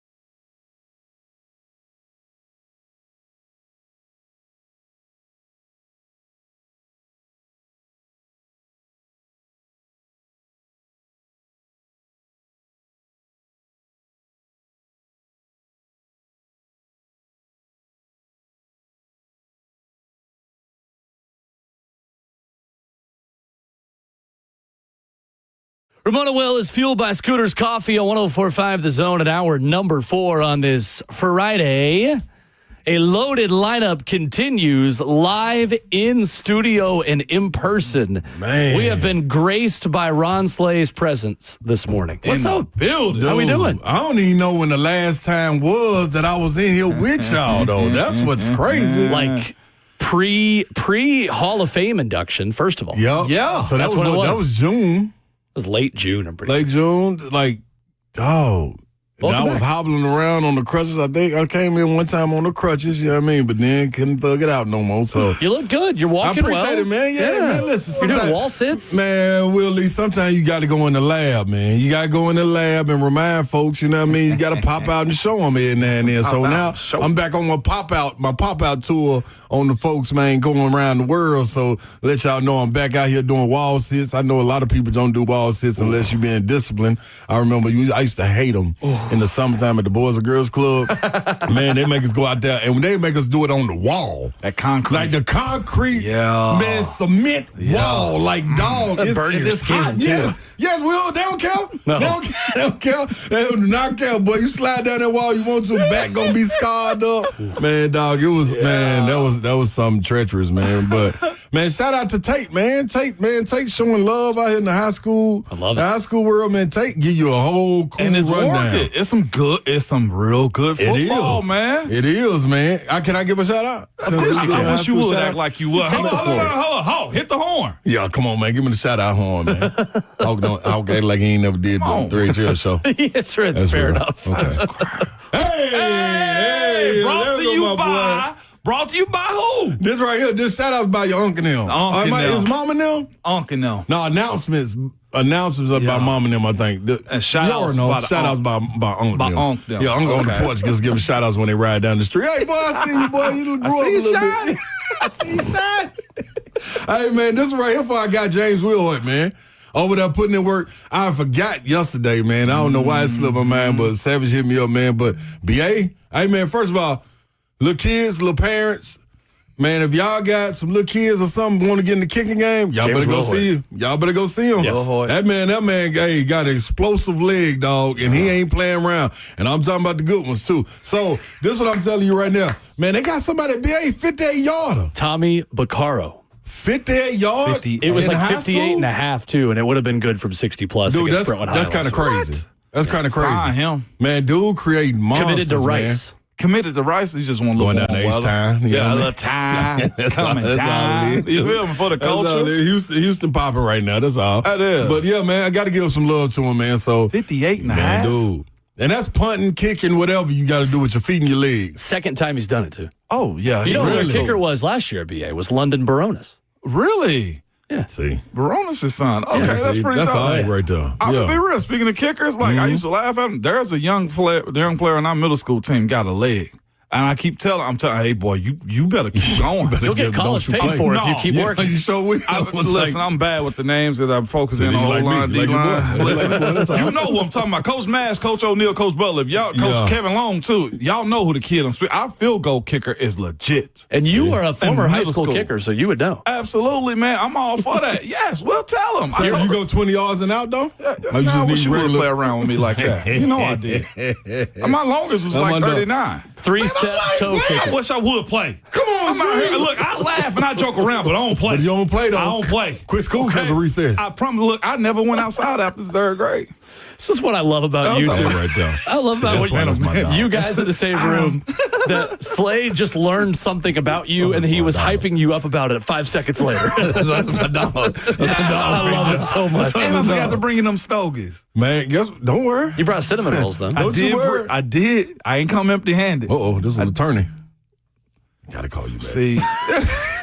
I'm on with Savage. That's why I love having him in studio. There's just so much more that goes into the production. His phone never stops ringing. No. It's a but. I be like, God, dog, and he gonna pick up. Oh, I'm a house. And he gonna pick up. I just don't know what the response is gonna be on that house. Telemarketers. Yeah, that's right. Don't matter. He answering well. Also brought to you by your mom and them. Yeah, most definitely. Most definitely by mom. And shout out to Babs because I got your headphones on while you in the she in Como. Yeah, she's got a big one. Yes, you do. Kansas at Missouri is a big time rivalry. Yeah. She was talking about it yesterday on the show, or 2 days ago, because she had to fly out and stuff. Yeah. But I didn't realize how big of a game that was either. Huge. I don't know nothing about the Kansas is off to a slow start too. Jalen Daniels at quarterback, like they're supposed to be better than they've looked. Yeah. Barely beat North Dakota last week, and that's not North Dakota State. Just North Dakota.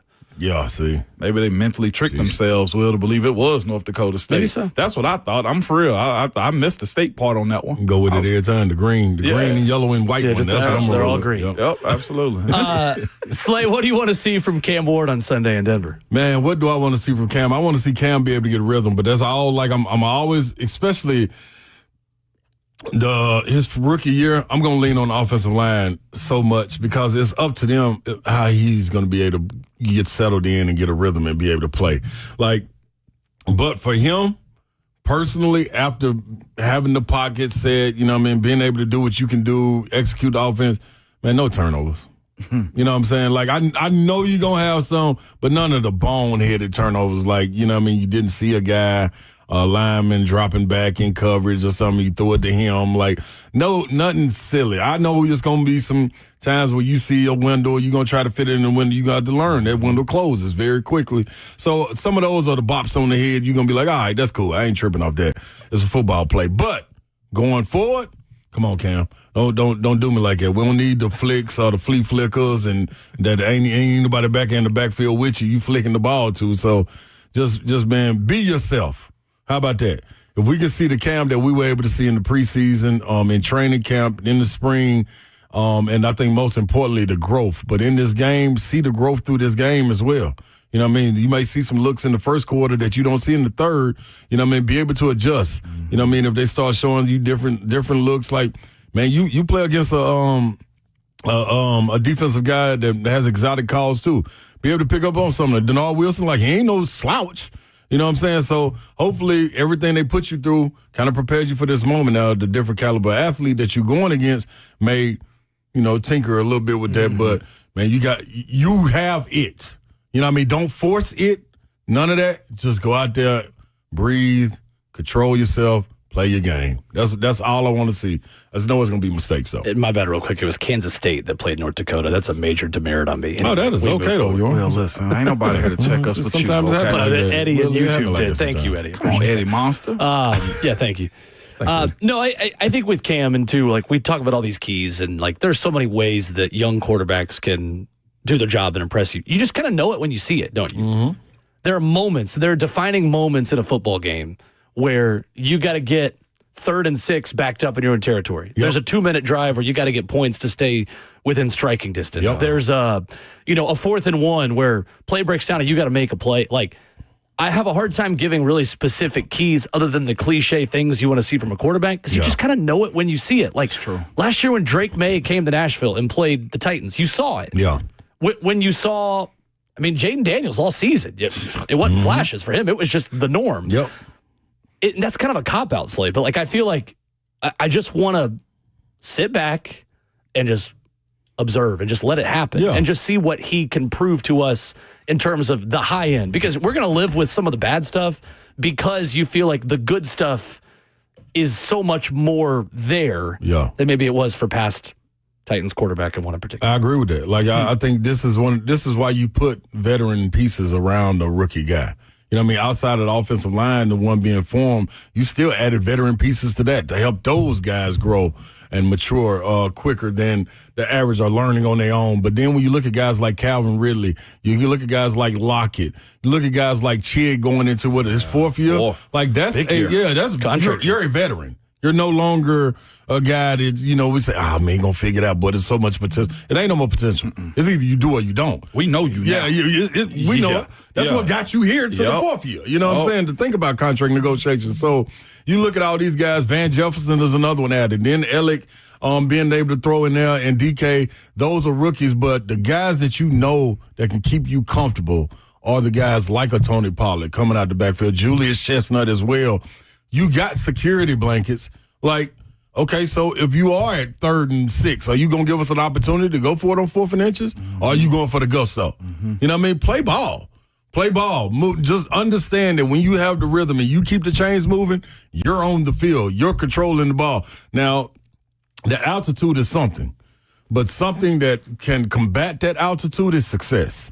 Believe me, I played in that climate. I know about it. But when you're going and you rolling and you in a rhythm, it don't really mess with you like that because you're having fun. Mm-hmm. The time that altitude jumps on your back is when you getting punished. And you like, hey, man, we ain't gonna get no breather.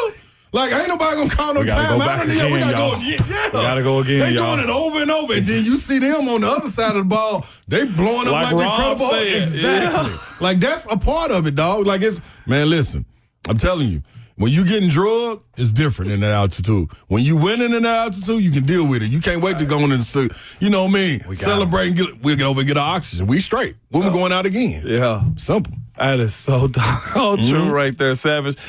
Y'all brought up something a second ago made me think. How soon do you have to have a moment with Cam? Yeah. Because that is you mentioned Jaden Daniels, you mentioned CJ Stroud. All of them had moments. Yup.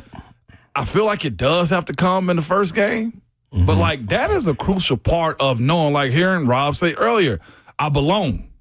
Like, how soon does he? I've been saying I want the wizardry to. I need Clark Kent. I don't want Superman. Yeah. I don't need to go to the booth too soon, but I do want to see him pop in and just put the cape on or take the glasses off. Yeah. Like, take the glasses off. Like, I feel like we do got to see that. I'm with you on that. Like, but I also think that, man, you gonna need these other veterans, and especially when I talk about veterans, I'm talking about the other side of the ball because that's where a lot of them lie. Yeah, it is. On that defensive side. So if they can get stops and present the opportunity for Cam on short fields or sudden change with the turnovers or something, then that's when your opportunity hit. And it's like, this we coming out. The ball's turned over. We got the ball. Yeah. Callahan is in his bag right now. Draw something up. Connect on this. Brain really in motion. Maybe you get the matchup you looking for. Boom, hit him. It might not be a 40-yard bomb or something, but a 20-yard catch, you know what I mean? And you make a person miss, them the ones. Them the ones you got to hit on. Them ain't the ones you got to, man, we got him beat. He got him beat, and the ball sail out of bounds. It's like, you missed the chance. Yeah. So them the Superman moments for me. Yeah, right. But guess what? That's a football natural moment, too. But we ain't been able to see it in a minute. No, I haven't. You know what I'm saying? So that when you execute on the simple plays and the simple plays turn into long yardage or big time creations as far as yardage downfield and putting you in scoring position, even if it's to get a field goal, like get down there, go get in that box, man. Whatever you gotta score some points. And it could be, as you just said, that 2-minute drive where you need 3 points before the end of the half. So one of the moments you talking about, like is the last playoff game. I mean, last playoff game. I know we ain't even been there. The last preseason against game. Minnesota? But against Minnesota when he drove down there, and it was like, whoa. Yeah. Like that drive. What was it? 10 plays. Moment. That was like That was it. Now you know what I mean. You need some things to go your way, a little offsides or, you know what I mean, a penalty here and there, but that's in the game. They ain't got nothing to do with you. But if you put it together like that, you go down there and score, man, that's a moment for me. I agree. And when there are plays to be made, make them. Yeah. Like, you don't have to scramble around and run out of the back of the pocket like you were in the last drive against Cal last year. Yeah, don't be Cam. I don't need you to be Cam Newton. Right. You play against pros. Be Cam Ward. Be Cam Ward. Yeah. Exactly. Like you said, Will, like those are the times, man. Like, what are you scrambling for? I heard you talking about it earlier. You know what I mean? Are you scrambling to, you know what I mean, extend the play to give your receivers time? Right. Or are you being Jalen Hurts? Well, they done shut down everything else, and this is actually what they give you. And that could be it because they're a man-to-man team. You know what I'm saying? They man blitz as much as anybody in the league. So, second most in the league last year. It's up to you recognizing, man. Processing. Get to see you process. I can't wait to see what it's going to look like, man. It's going to be fun. On the other side, that last Saturday, you hit the ground running at 3 o'clock in the morning to Atlanta. It had a long day. Yeah. How was it? Yeah, savage. You recover yet? I am. You know what I mean? I got over the hump yesterday. I usually do that on Wednesday, but Thursday was my day. You know what I mean? What, needed a vet day? You needed a vet day? I needed a vet day. Yeah, it was. That was my day off. He was out there for Indy and stretch, and then was taken to the house. It was he rough. was in there doing rehab with Coach. It was rough, boy. I ain't playing, man. I made it through though, man. I had to shut it down. The rain delay went on to kill me for the Eagles and Cowboys game. When that happened, that told me, boy, go lay down. We'll be seeing you. It's time. Yeah, We'll be seeing you. Ain't no need you come back out the locker room. We got this one handled. So I stayed on in there, man. Got ready for the next game. But man, dude, it was a time. A time was had, man. Went down there, man, to Atlanta. Man, Vol Nation came out in droves, dog. It's like 99%. It's always good to see. I'm trying to figure out why Syracuse just didn't give us the allotment. You know what I mean? Because they side was so empty. It was empty. It was the only empty seats in the lower bowl, which is behind the Syracuse. Come on, y'all. Like, that just don't look good. You know what I mean? Just give us them. We'll fill it in. We'll fill y'all little space in. We ain't tripping off that. Speak, they just don't travel like the SEC. If you broke, just say that, okay? You know now, what I mean? speaking of broke. Yeah. Let's do it after the break. Oh, hell. I want to give Ron Slay the floor. What you bringing to the bake sale? Oh, yeah. Come on with that. Come on with that. Because, you know what I mean? I got a different approach now, Sam. We'll talk about SEC football and the fundraisers to raise money for Alabama football. What a world we live in. Coming up next.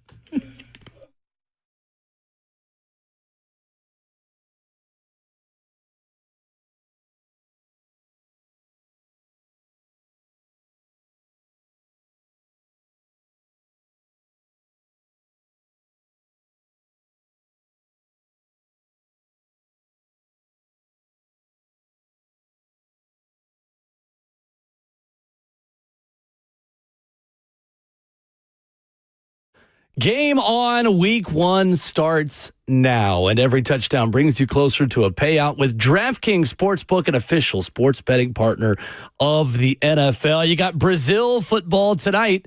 You can get a little action on Chargers and Chiefs. And new customers, this one's for you. Bet just $5 and get $300 in bonus bets instantly. Plus, grab over $200 off NFL Sunday Ticket from YouTube and YouTube TV. Your season starts now. Download the DraftKings Sportsbook app and use code THEZONE, THEZONE. That's code THEZONE to get $300 in bonus bets instantly when you place your first bet of $5 or more. Plus, over $200 off NFL Sunday Ticket from YouTube and YouTube TV. In partnership with DraftKings, the crown is yours. If you or someone you know has a gambling problem and wants help, call or text the Tennessee Red Line, 1-800-889-9789. 21 plus. Tennessee only. Eligibility restrictions apply. Bonus bets expire 7 days after issuance. See sportsbook.draftkings.com/promos. NFL Sunday Ticket offer for new subscribers only and auto-renews until canceled. Digital games and commercial use excluded. Restrictions apply. Additional NFL Sunday Ticket terms at youtube.com/go/NFL Sunday Ticket/terms. Limited time offer.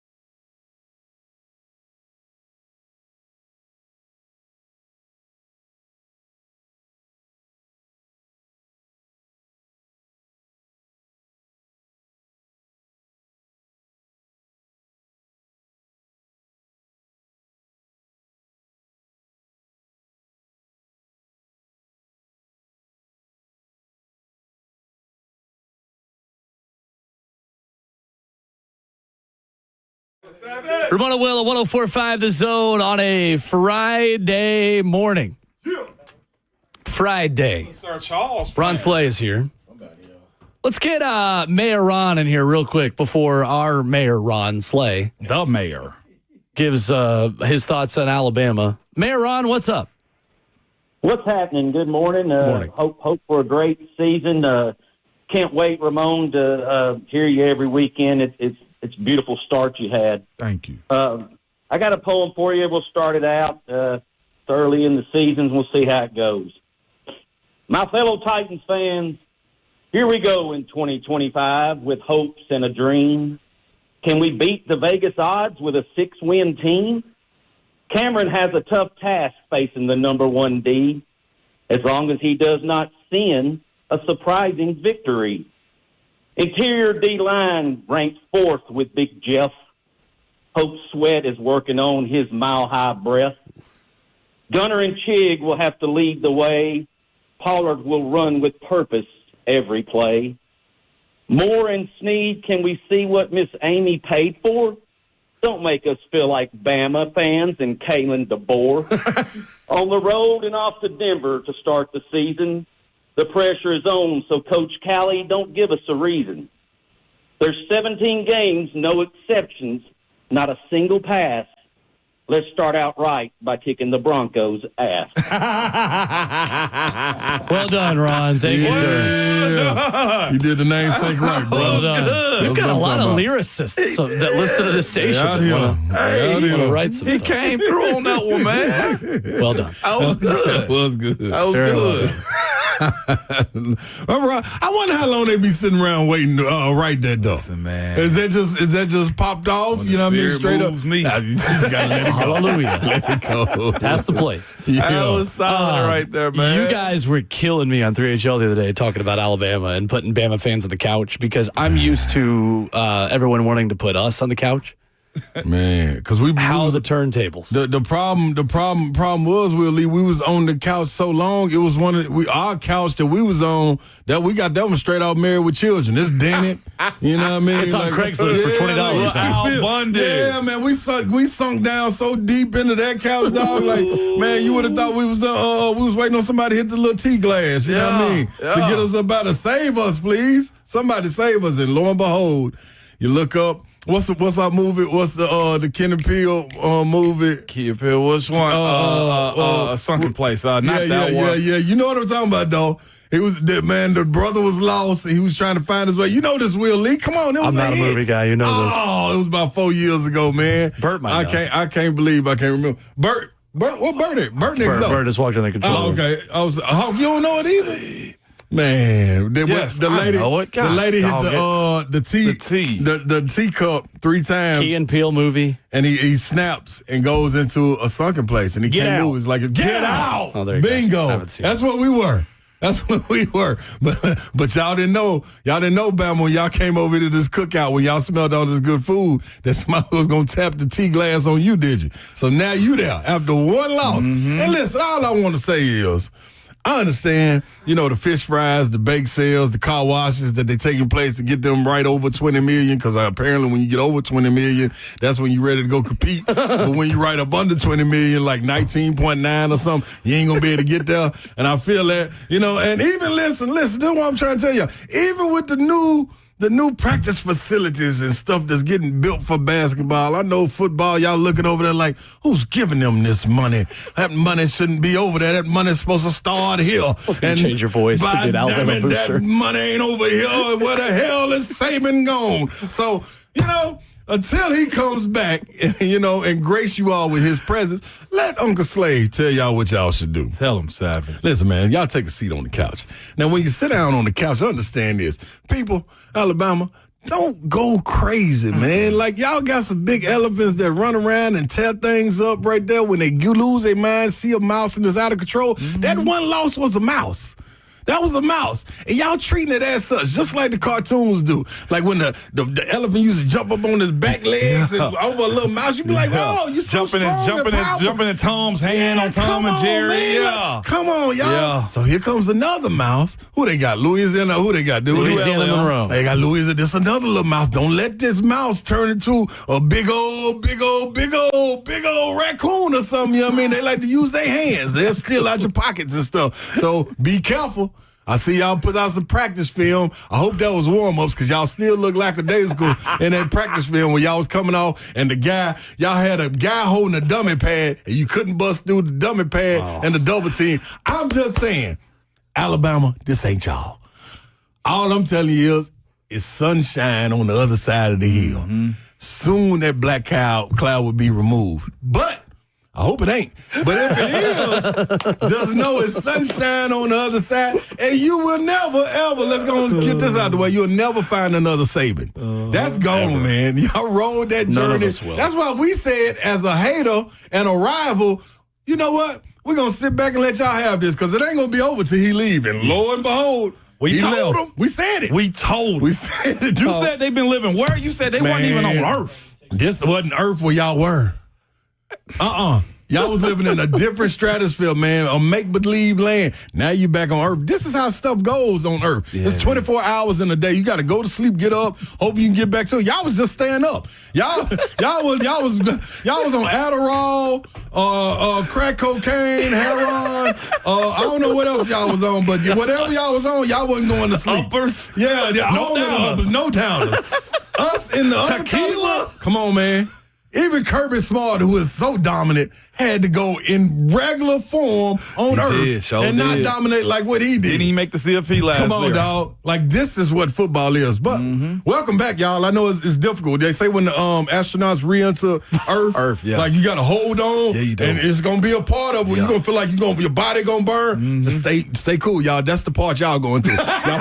y'all feel like y'all body burning, but just clench on your seatbelt. Come on down. Don't hold your breath. Breathe. I promise you. Like, when you see people running, you be like, hey, man, just breathe. You okay?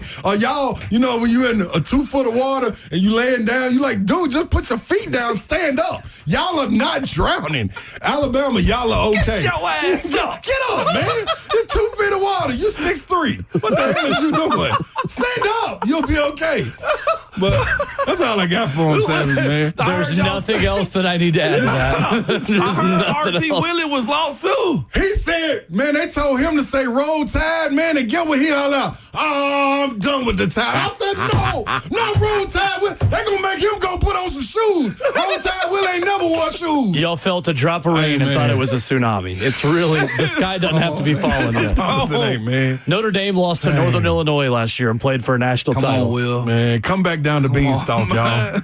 Come back down to Beanstalk. Y'all still have first world problems. It's okay. Still can't cry from the yacht. He is Ron Slay. You get him 3 to 6 on 3HL Monday through Friday. Great to see you. Appreciate y'all. Welcome Good back. to be back in y'all presence, man. I miss y'all, man. I miss you too. Savage, have fun. Oh, boy, you on Rocky Top. I know. We going, baby. Let's Willie, go. you in the road too, ain't you, Willie? Yeah, the road tomorrow to Denver. Road Warriors. Y'all man. Yo, you and Bass left us behind. We're trying to be like you. That's it, man. Ron Slay with us. Back at it Monday for the first Reaction Monday of the season. I'm going to take us home. Y'all know how we do on Fridays.